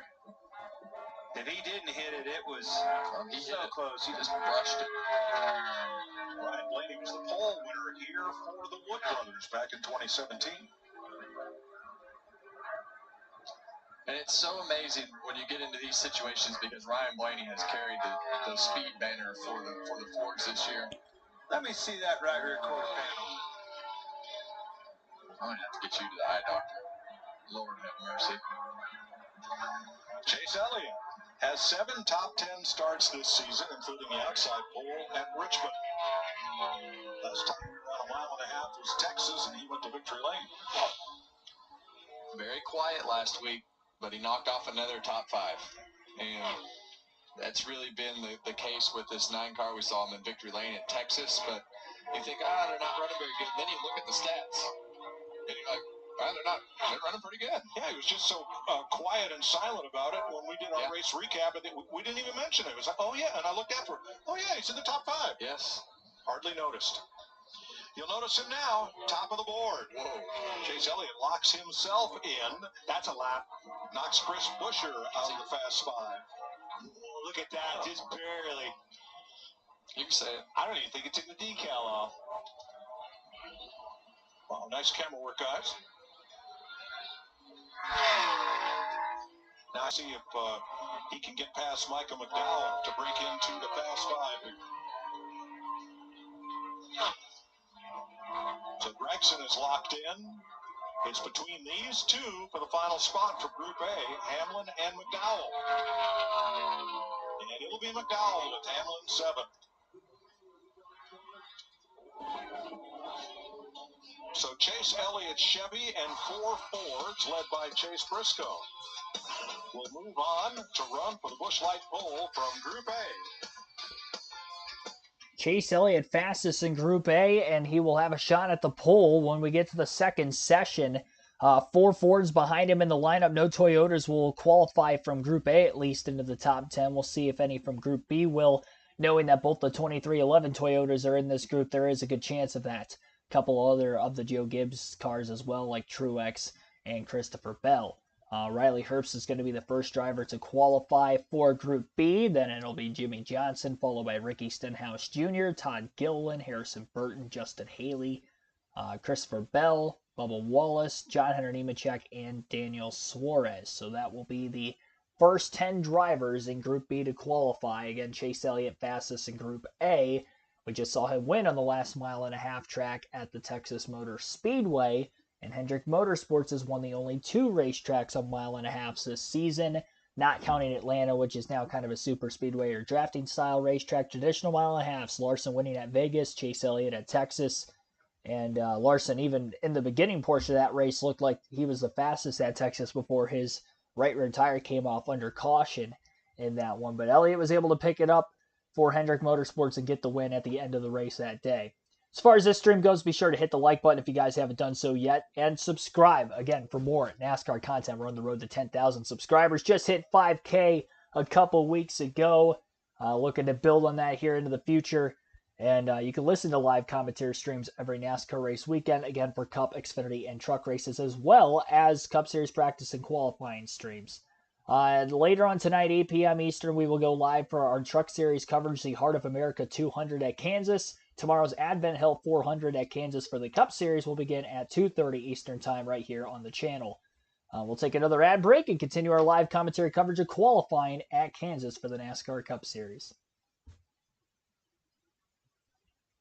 Norman Danner, thanks for tuning in as well. Larson looked good in practice. 5 and 10 lap averages. Yeah, we don't have all that statistical data for ourselves right now until practice is in the books a little bit later. Then I would be able to check the lap averages overall, and that's part of the reason why we end up doing a pre-race show. We kind of highlight all that for the Cup Series streams. So we do go live for the Cup races about a half hour to 45 minutes, more so 45 minutes before the drop of the green flag. Usually it's a half hour before the actual airtime starts for the race itself on either Fox, Fox Sports 1, or NBC portion of the schedule on that side of things. I just stood on the gas a little longer, Regan. Sometimes this is Austin Cinder. I mean, I don't even know where I was in practice, but just at the speed, I felt like the car drove fairly well. But yeah, qualifying, just high commitment on this place. I mean, see with the 24 getting in the wall, it honestly reminds me a lot of what you'll see next week at Darlington. So definitely not old Kansas. All right, good luck in round 2. Thank you. Riley Herbst first up. He's running for Rick Ware Racing in the number 15 this week, making his second start in the Cup Series of 2024.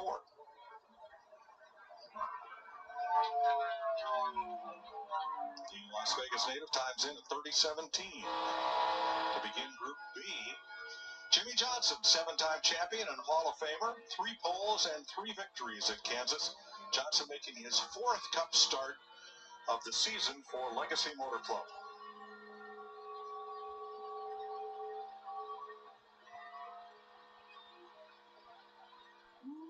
Yeah, there's a bump right there, and you saw the car just kind of get out of shape right there. Car's nervous. Doesn't take much. I mean, you're just buried in the throttle.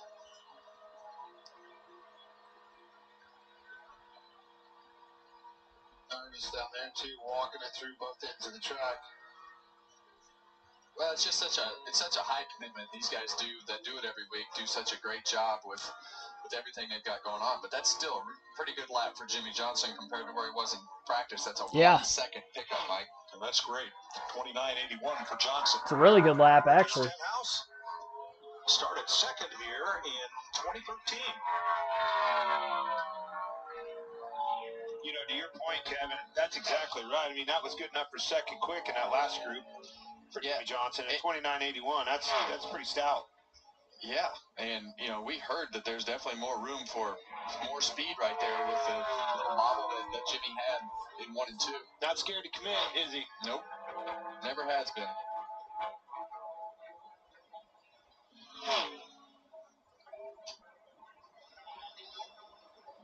Stenhouse also inside of 30 seconds. 29.84. Todd Gilliland started a Cup Best third at Talladega this year. He has 4 Kansas starts. I'm not used to that Long John Silver's on the side of that car. Usually it's on Michael McDowell's car.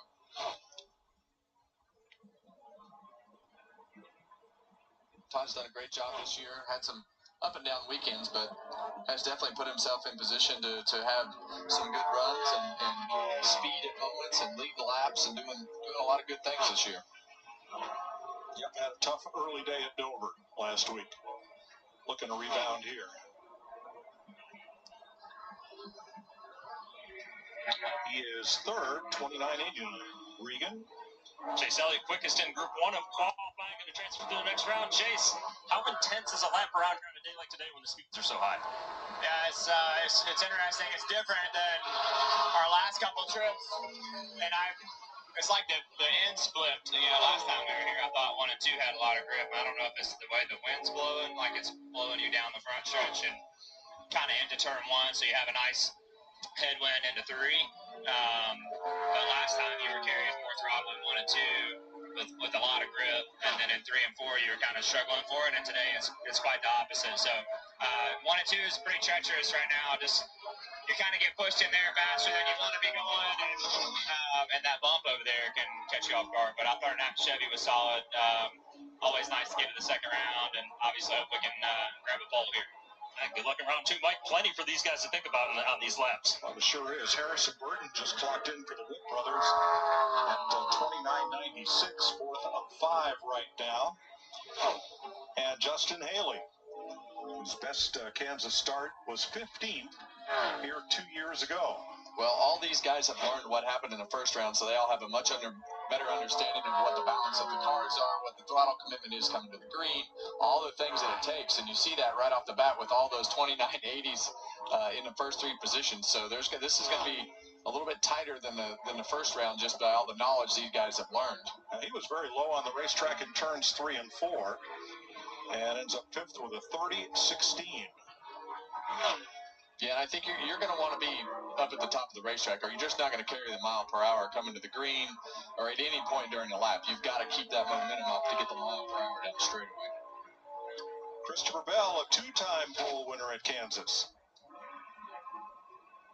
Yeah, and there you see the Christopher Bell speed compared to the Justin Haley speed. I want to go back to what Chase Elliott said.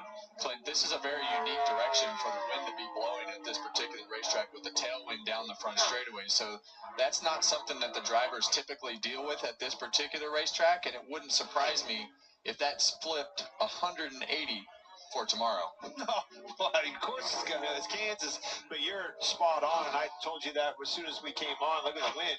It's always going down that back straightaway, getting into 3, pushing an extra mile an hour, and giving you a fit into 3 because of that. So Bell is fastest so far. Bubba Wallace on track. The fall of 22 Kansas winner after starting 6th. His best qualifying effort here.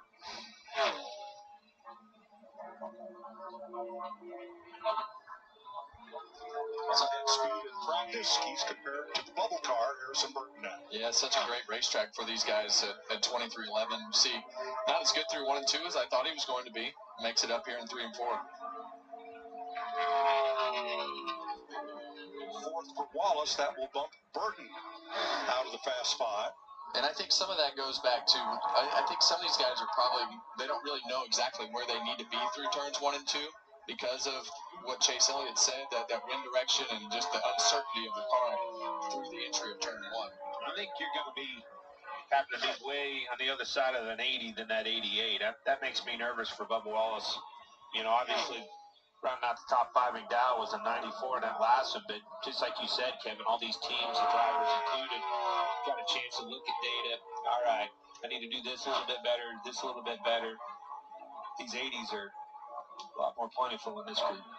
John Hunter Nemechek, first time he's been in a cup race at this track since 2020. He has 2 Xfinity and a truck win here. Nemechek 6th, and that leaves Todd Gilliland on the bubble for now. Daniel Suarez next up.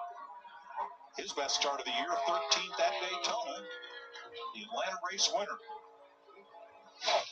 And soon to be a dual U.S. and Mexican citizen. He's been in the States for the last 12 years.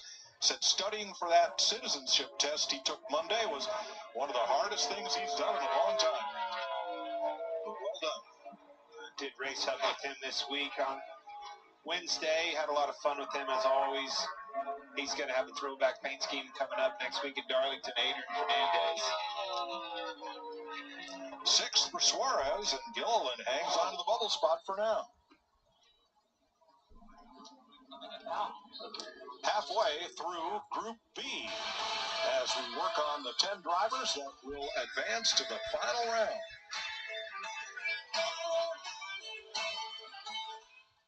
All right, so the final 9 drivers to qualify for Group B will be Josh Berry, then Daniel Hemrick, Joey Logano, Ross Chastain, Ty Gibbs, Tyler Reddick, Kyle Busch, Martin Truex Jr., and Kyle Larson. Your fastest 5 so far in Group B is Christopher Bell with a 29.667, 182.020 mile per hour average. Second fastest to that of only Chase Elliott, who I believe had a 29.64 in Group A. Jimmy Johnson with a fast lap, 29.810. We'll see if Jimmy could qualify in the top 10. That'd be a cool story. Ricky Stenhouse Jr. is in third, qualified great over the last several weeks. Good lap of a 29.846 there as well. Bubba Wallace is in fourth, and Todd Gilliland rounds out the top 5 currently, and a little over a 0.2 of a second difference between those first 5 in Group B. But again, we still have 9 drivers to go to try to lock themselves into the top 5 here in this qualifying session. Be sure to hit the like button on the stream if you guys haven't done so yet. Again, we already hit our goal of 50 likes, but we'll try to get to 100. We've got well more than that many people watching right now, and 64 is where we're at currently on the likes counter. So be sure to, again, hit that like button and subscribe for more daily NASCAR weekly NASCAR content here on the channel as well. So definitely subscribe. Try to get to 10K as soon as we can. To get to 10K, we first got to get to 6K, then 7K, then 8K. So I guess we're on the road to 6,000 if we take it 1,000 at a time right now. Let's see here. Rowdy Bush, thanks for tuning in as well. Chris Davis, welcome into the stream. Yes, I am doing the truck race tonight. 8 p.m. Eastern is the start of our Truck Series stream. And our Cup race stream again tomorrow at 2:30 p.m. Eastern time. Don't tell me Jimmy has a chance to get to the final 10. I don't know where he found that speed out. I mean, in practice, he was literally last of 38. He's second right now, at least of the first 10. We still got 9 more drivers to qualify. But he did run a very, very good lap. I will say that much. We'll take a quick ad break and then continue our qualifying coverage of the Advent Health 400 right here on KRC.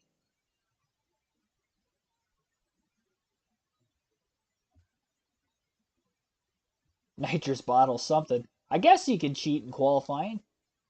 Yeah, it's just a different world right now, and the driver had a lot to learn in that short practice session, and I just sent it in qualifying there, and it worked out pretty good.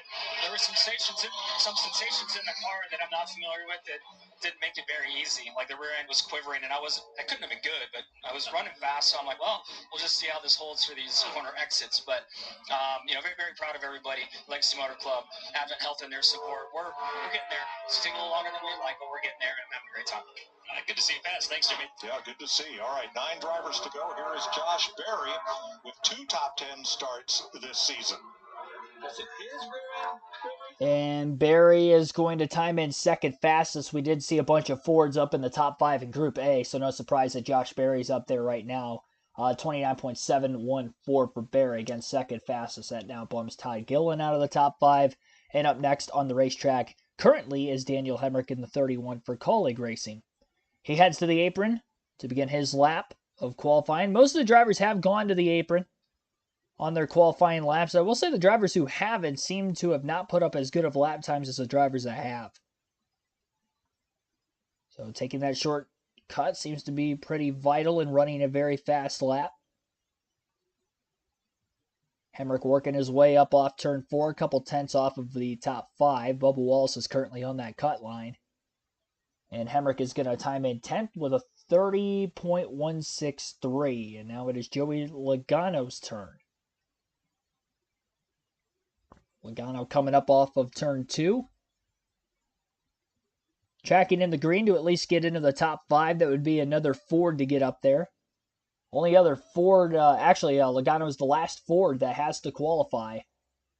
A lot of the Fords were in Group A for this week. But Logano does move into the top 5. And he moves just ahead of Barry at second fastest, 29.677 for Logano. Ross Chastain is on the racetrack. He's the third to last Chevy in Group B to qualify. Then we have 3 more Toyotas also to qualify of these final 6. Stenhouse with a 29.846 is the current driver on the bubble. Another nice Busch light paint scheme on that number 1 car of Chastain this weekend. Done a great job with their schemes all season, I'd say. They've always had great schemes, even on the Kevin Harvick cars, but maybe even going above and beyond with Chastain. Blistering fast lap for Ross, 29.567, fastest of anybody in qualifying so far. Group A or Group B. And now Ty Gibbs for his qualifying lap, trying to get into the top 5. Jimmy Johnson's 29.810 is the cut. Hard to believe Josh Berry might not be saved with a 29.7. Got quite a few competitive cars still to go.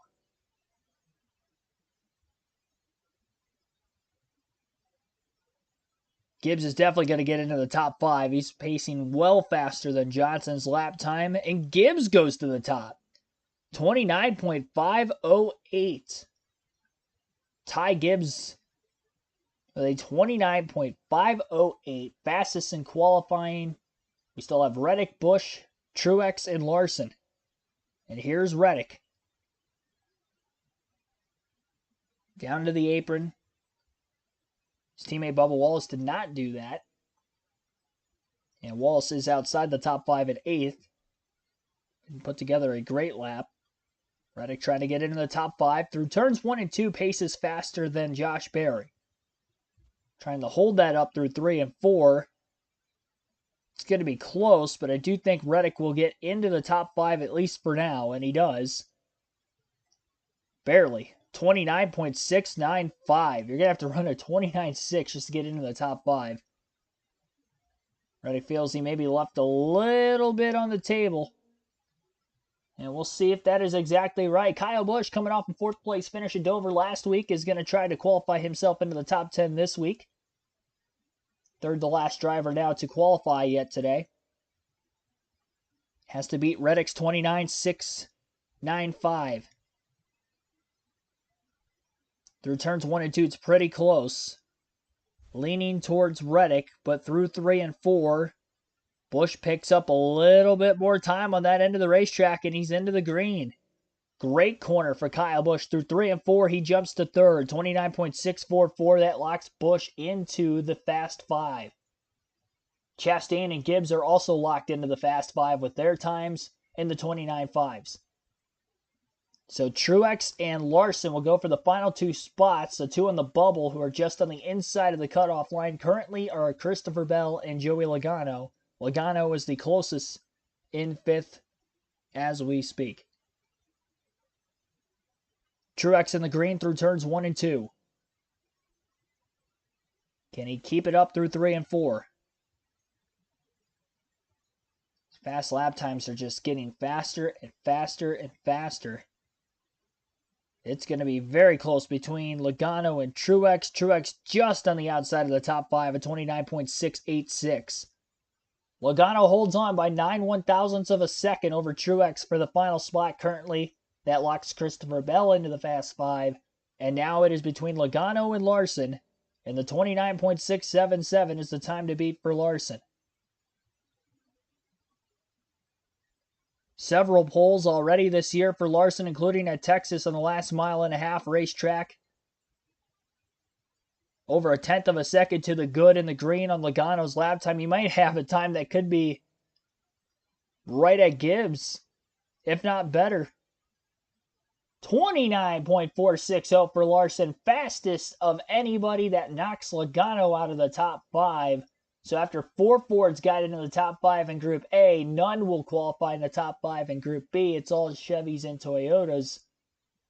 And a 29.460 for Kyle Larson is the fast lap.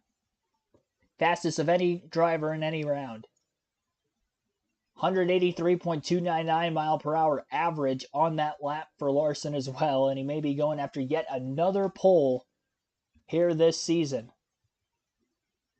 And again, on another 1.5 miles nonetheless. That is unbelievable. Well, it's not unbelievable because Hendrick Motorsports brings fast cars to the track every single weekend, especially this year, them and Gibbs. But Larson's on a whole nother level with his qualifying laps this season. He did come more off the wall in turns 1 and 2 than I've seen any other driver do. Maybe shortcutting the corner just that little bit was the difference. Either way, it obviously worked out for him. Larson's on the top. Fastest lap we've seen on track so far today. 10 drivers will re-qualify for the pole. The Group A drivers will be the first 5, and then the Group B drivers will be the second 5, and they'll go in descending order of where they finished in their group. So 5th place in Group A will be the first driver to go, and 4th, 3rd on to 1st. And then we'll turn that over again to Group B. And Kyle Larson will be the last to qualify of these final 10. The order you see on our screen right now is not the order in which they will qualify. That's all in numerical order. Again, Larson will be the last to hit the racetrack. We'll take another ad break and continue our live commentary coverage of the Advent Health 400 qualifying right here at Kansas Speedway on KRC.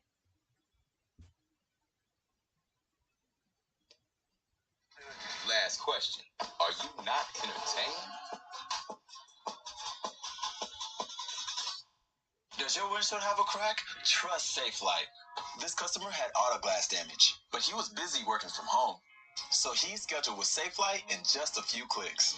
We came to his house. Then we got to work. We replaced his windshield and installed new wipers to protect his new glass. It's great. Thank you. My pleasure.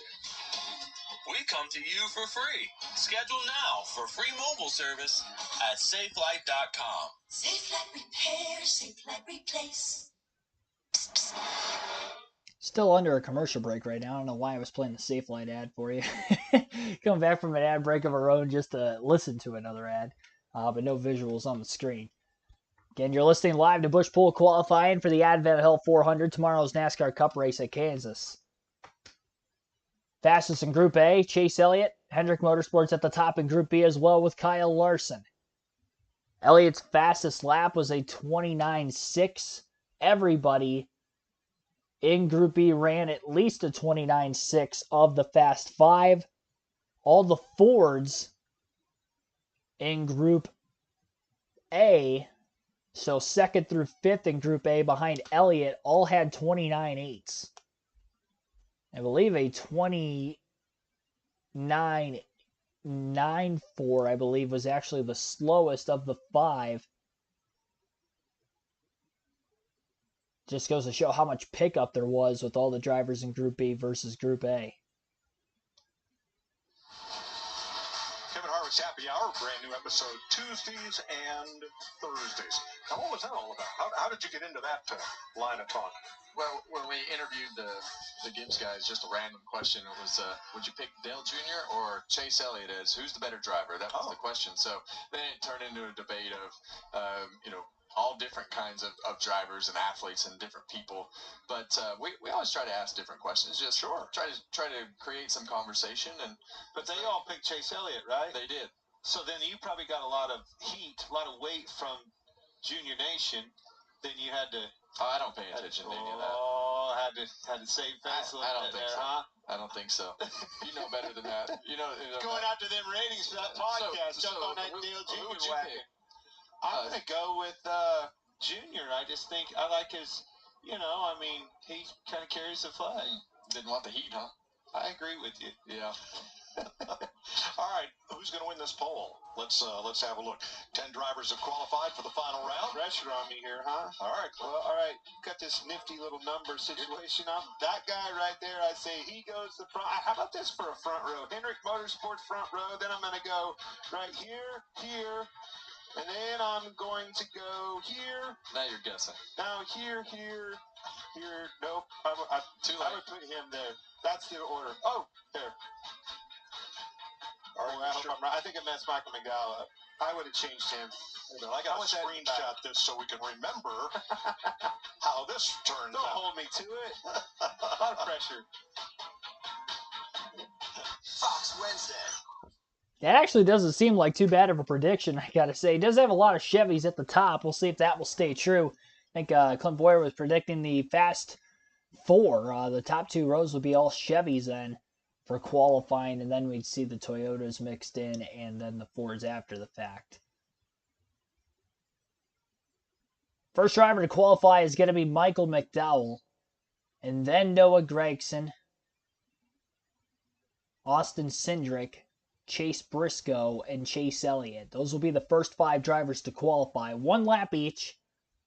Racetrack's bigger than 1 mile in length. You only get 1 lap of qualifying. We saw that in round 1 through Group A and Group B, and we'll see that again here in the final round.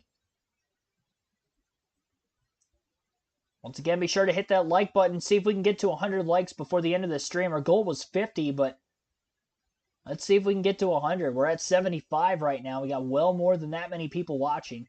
And everybody that is watching right now, don't forget to tune in later tonight at 8 p.m. Eastern Time as we have a NASCAR Craftsman Truck Series live commentary stream to get out to you.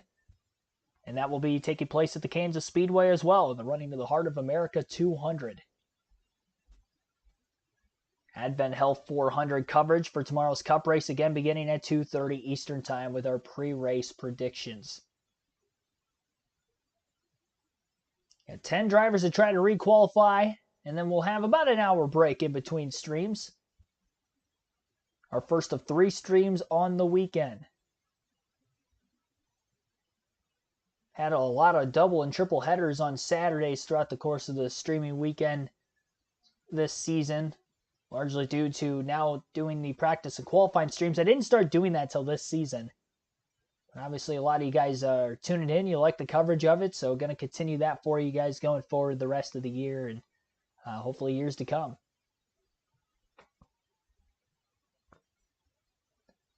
Hop on board. Sefa Malak, thanks for tuning in. Yeah, Bowman is not in the final round. He's not with the other Hendrick cars. And William Byron did not make the final 10 as he actually got into the wall in turns 1 and 2 on his qualifying lap and will be starting outside the top 30 as a result. So Byron coming from deep in the field tomorrow. Ryan Blaney also got a slight piece of the wall, not as heavy as Byron affected his qualifying lap because we did see quite a few Fords qualify inside the top 5 from Group A, but again, Blaney was one of which that got into the wall in Group A just slightly, and he will be starting in the back half of the field as well. Neither Byron or Blaney will be going to a backup car, though, so that is all good. Regan. Ross Chastain, I'll get it out there eventually. Very good in the second group that went out. Ross, the track seems like it's picking up. How do you figure out how much more you got to pick up in this next round? I have no idea, Regan. That's so much commitment. I took the whole in lap just breathing. Heavy exhales, long, loud exhales to try to get my body to breathe and get some oxygen in, because I was breathing on the lap, but for our Busch Light Chevy, it's a lot of throttle, and more than, 90s were good here last year, and now you got to go a 60 to make it, so a lot more on throttle. I have no idea what it will take the next round, but we'll fire it off in there and go for it. I was sliding there a lot, and I just asked these guys, if we can just keep that with the hot tires and one lap on them, we'll have a shot at it. But we tend to over-adjust, so we've been over here trying to not touch our car. Not going to say names, but Clint Boyer picked you to be 7th when this is all said and done. So is the over-under good or bad there? Well, if he goes off past, living in the past there, Clint.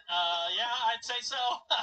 Yeah, we have a real knack for being quick round one. If we were back in the old days where you just had 1 or 2 laps, and that's what you went to bed on, and you raced on Sunday off that first sticker tire, we'd have like half dozen poles. But we found a way over the last couple of years to really mess the second round up, and we're trying to learn from our mistakes, and we're putting our best effort in.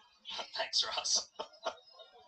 Well, he's got a valid point right there, and this second round is difficult, especially when you're at a place where you're in your first round of drivers didn't run as fast as the second round of drivers. Now you've got hot tires, and you have to be able to know what you're going to commit to, and what that commitment is starts right into turn 1. All right, now Regan also caught up with Chase Briscoe. Well, Chase Briscoe, second quickest in the first group. Chase transferred through to the final round of qualifying. Stewart-Haas Racing, though, appears you guys came to play today. Some good speed. Yeah, definitely a good speed for 3 of us. So, yeah, for us, at least on the 14 car, we've been really good at having speed on Saturday. We just haven't been able to translate that into great finishes on Sunday. So, yeah, so far so good in our rush truck centers forward. Hopefully, I can find a little bit more. I need a lot more compared to the second group, but yeah, I don't know. I thought our car drove okay. We could be a little bit better, but starting position is going to be really big here tomorrow. So, kind of good starting spot so far. See if we can sneak in there. All right, good luck on round 2. Thank you.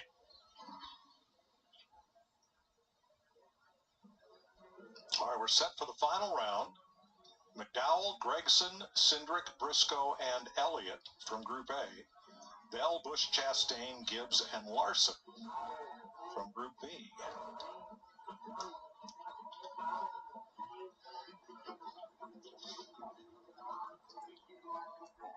McDowell firing his engine up and firing off a pit road on his hot tires. He'll begin his qualifying lap. And again, the top 10 requalifying for a shot at the pole here at Kansas. McDowell, we've seen qualify very well this season. He was top 10 in practice, 10th overall, in fact, in practice. So we'll see where he'll be in qualifying. We know that will be a top 10 also. He's had great short run speed all season long. He's qualified very well, not just on the super speedways. And right here on 1.5 miles at Kansas, we'll see how good it'll get for McDowell. 187 miles per hour when he hit the start-finish line, headed into turn 1 at a top speed of 193 miles per hour before having to blip out of the throttle to try to make the corner. He ran a very similar line to that of Kyle Larson, where he came just a little bit off the wall, not necessarily all the way against it like we saw with a vast majority of the drivers in both Group A and Group B qualifying. So maybe McDowell, seeing what Larson did to his advantage, we'll see what kind of a lap McDowell puts together. And he'll time in with a 29.841. So McDowell does pick up about 1/10 of a second from where he was Group A to Group B. Almost 2/10. Actually, almost 1/10 for McDowell. Now on the racetrack is Noah Gragson. He carries 194 miles per hour into turns 1 and 2. And this is definitely going to be a quicker lap than McDowell as long as he doesn't mess up 3 and 4. You can definitely tell he had way more on throttle time through turns 1 and 2 than McDowell did, and he carried just a little bit more speed. 190 miles an hour into turn 3 for Gragson. Slight brake pressure. Kind of riding the brakes maybe just a little bit through the corner, but trying to stay 100% throttle. 29.597 for Gragson. That's impressive. And it's impressive, again, because of these guys already having a qualifying lap on these tires. How well is that time going to hold up for Gragson? That was way faster than his lap back in the first session. He had a 29.8, jumps down to the 29.5s. Only 2 drivers did that. And then, of course, 3 if you count Larson, because he had a 29.4. That would be the 4th fastest lap we've seen at qualifying today from Gregson, and obviously the first of the first 2 that have qualified to make that first of 3. As Cindric times in second in between McDowell and Gregson, a 29.782 for the 2 of Cindric. Chase Briscoe, the final Ford in qualifying today on the racetrack. He was second in Group A in the first session. So it'll be the 4th car to hit the track here for round 2. As close to the grass as he can get, onto the apron through the tri-oval. Now all the way to the wall before entering into turn 1, coming a little bit off of it. Kind of diamond cutting the corner off, and he gets up against the race wall that time. Just a slight kiss. He hit it harder than Blaney, but not as hard as Byron. Absolutely killed the lap for Briscoe. Still trying to pedal down through 3 and 4 to pick up whatever he can, just in case somebody else gets against the wall that still has to qualify behind him. A pretty slow lap, a 30.696 for Chase Briscoe. He'll be last of the first 4 of qualifying, and again, he did brush the wall a bit.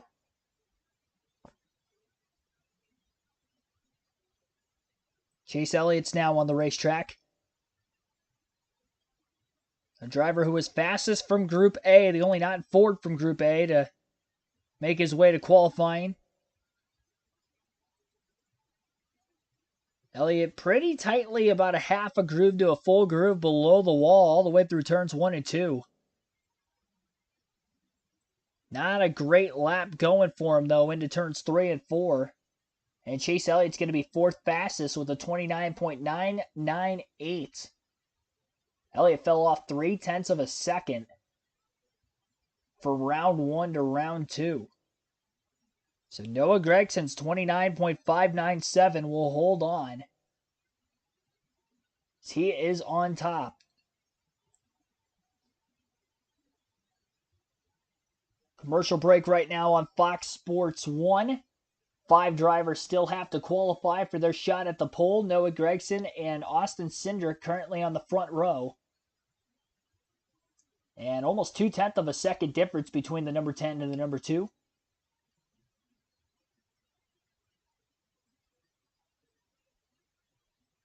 And I believe Christopher Bell will be the first driver to qualify of the Group B finalists. So it'll be Christopher Bell up first. And again, we will finish off with Larson, who was the fastest overall and the fastest in Group B's first session. Up to 81 likes on the stream. Again, be sure to hit that like button. Our goal was 50. We well surpassed that, but let's see if we can get to 100 before the end of this stream. Again, 5 drivers still have to qualify, so we still got several more minutes left of this one. Again, be sure to hit that like button. Subscribe for more NASCAR content if you are new as well. It all helps the channel out a ton. We'll take our final ad break of this stream and then finish it out. You're listening live on KRC.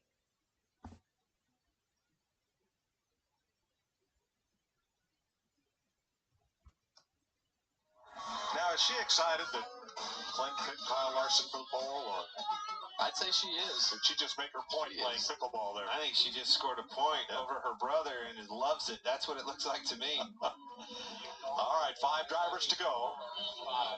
Noah Gregson on top with a 29.59.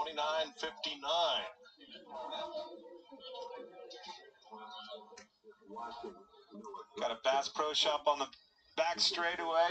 Springfield, right down the road's headquarters. Noah was there. Went through the museum. What a wonderful place to go and see. Take your family. Every time I go there, there's something new and just something that blows your mind. Well, this is the guy that kind of exposed the qualifying high groove in this car the first year. And now it's just a norm because everybody learned so much. But Christopher Bell, I think he'll be one that could be a surprise. We'll see. Bell ran 29.66 in round 1. If he can back that up, he'll be second.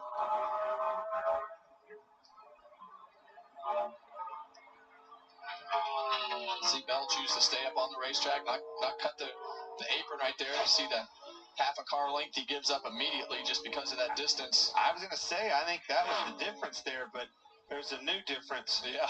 Being able to keep the throttle down in 1 and 2 and drove right back by Gregson. And that's probably why he chose to not go on the apron to get that angle right into turn 1. So important.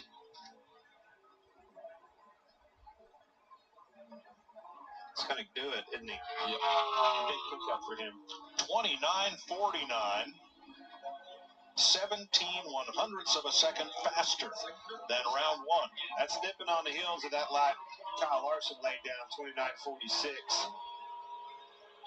Kyle Busch, last week's pole winner. Now Busch had a 29.64 in the first round. Sun's starting to poke out a little bit over here in 3 and 4. That could play a role. They do not want to hear you say that, Clint, because this racetrack is very temperature sensitive, and if it pokes out long, it's going to make a difference in grip. Now it's all the way over almost to the entrance of 3. That will definitely make a difference. Yeah, and you heard Kyle Busch have that quick lift in turns 1 and 2. Christopher Bell did not have even close to a full lift. 29.65. A fall off of only 1/100th of a second. It has Busch third for now. Look at that sun shining on that car. You can see it. Ross Chastain, 29.56 in round 1. That would be good enough for the outside pole right now. And full sun in turns 3 and 4 now. Sure is.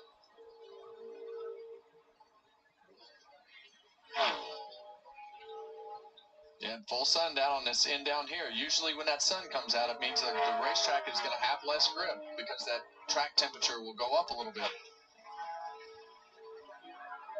I mean, obviously there's only just a couple cars left here.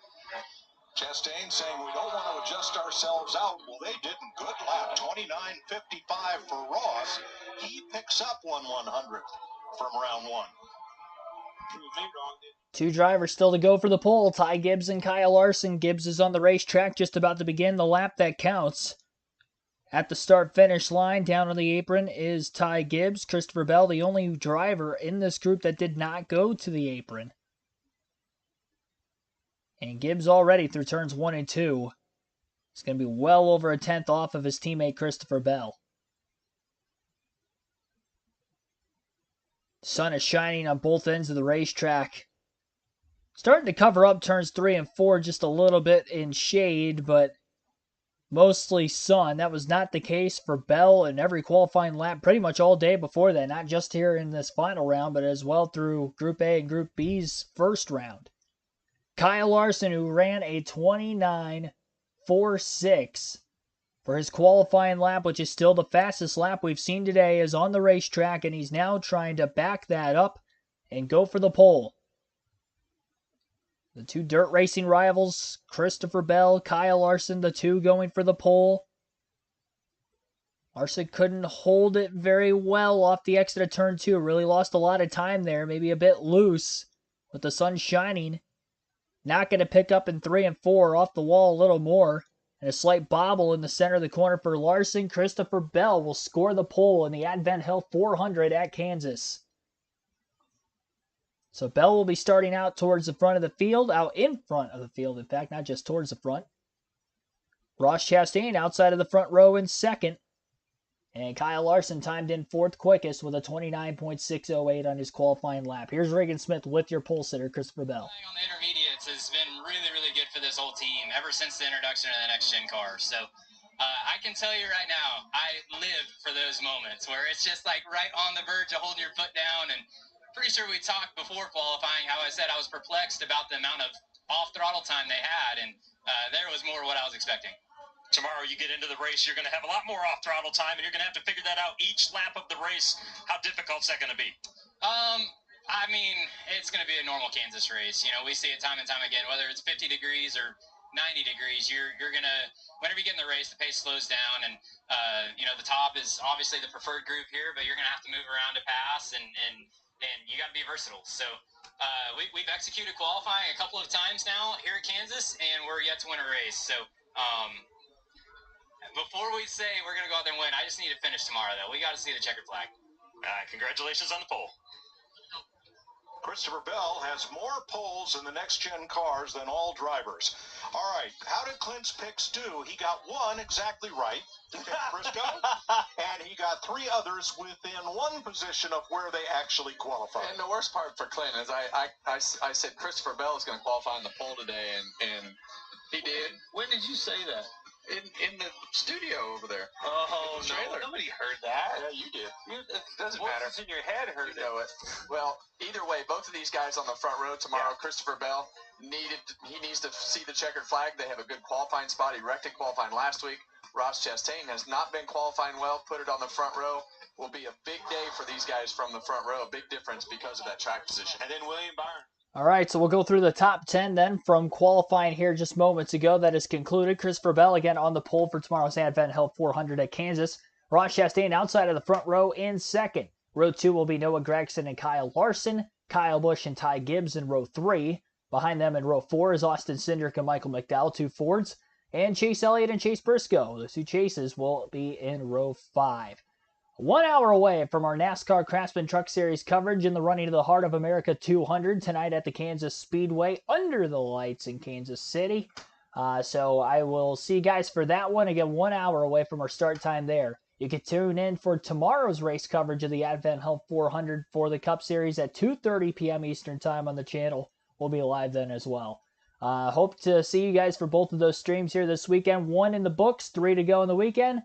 And still 1 more to go yet here tonight. See you in another hour, ladies and gentlemen. Thank you for watching. Hit the like button if you guys have not done so yet. Thank you for allowing us to get to the goal of 50 likes once again on the stream. And subscribe if you haven't yet for more NASCAR content every NASCAR race weekend. See you soon, everybody.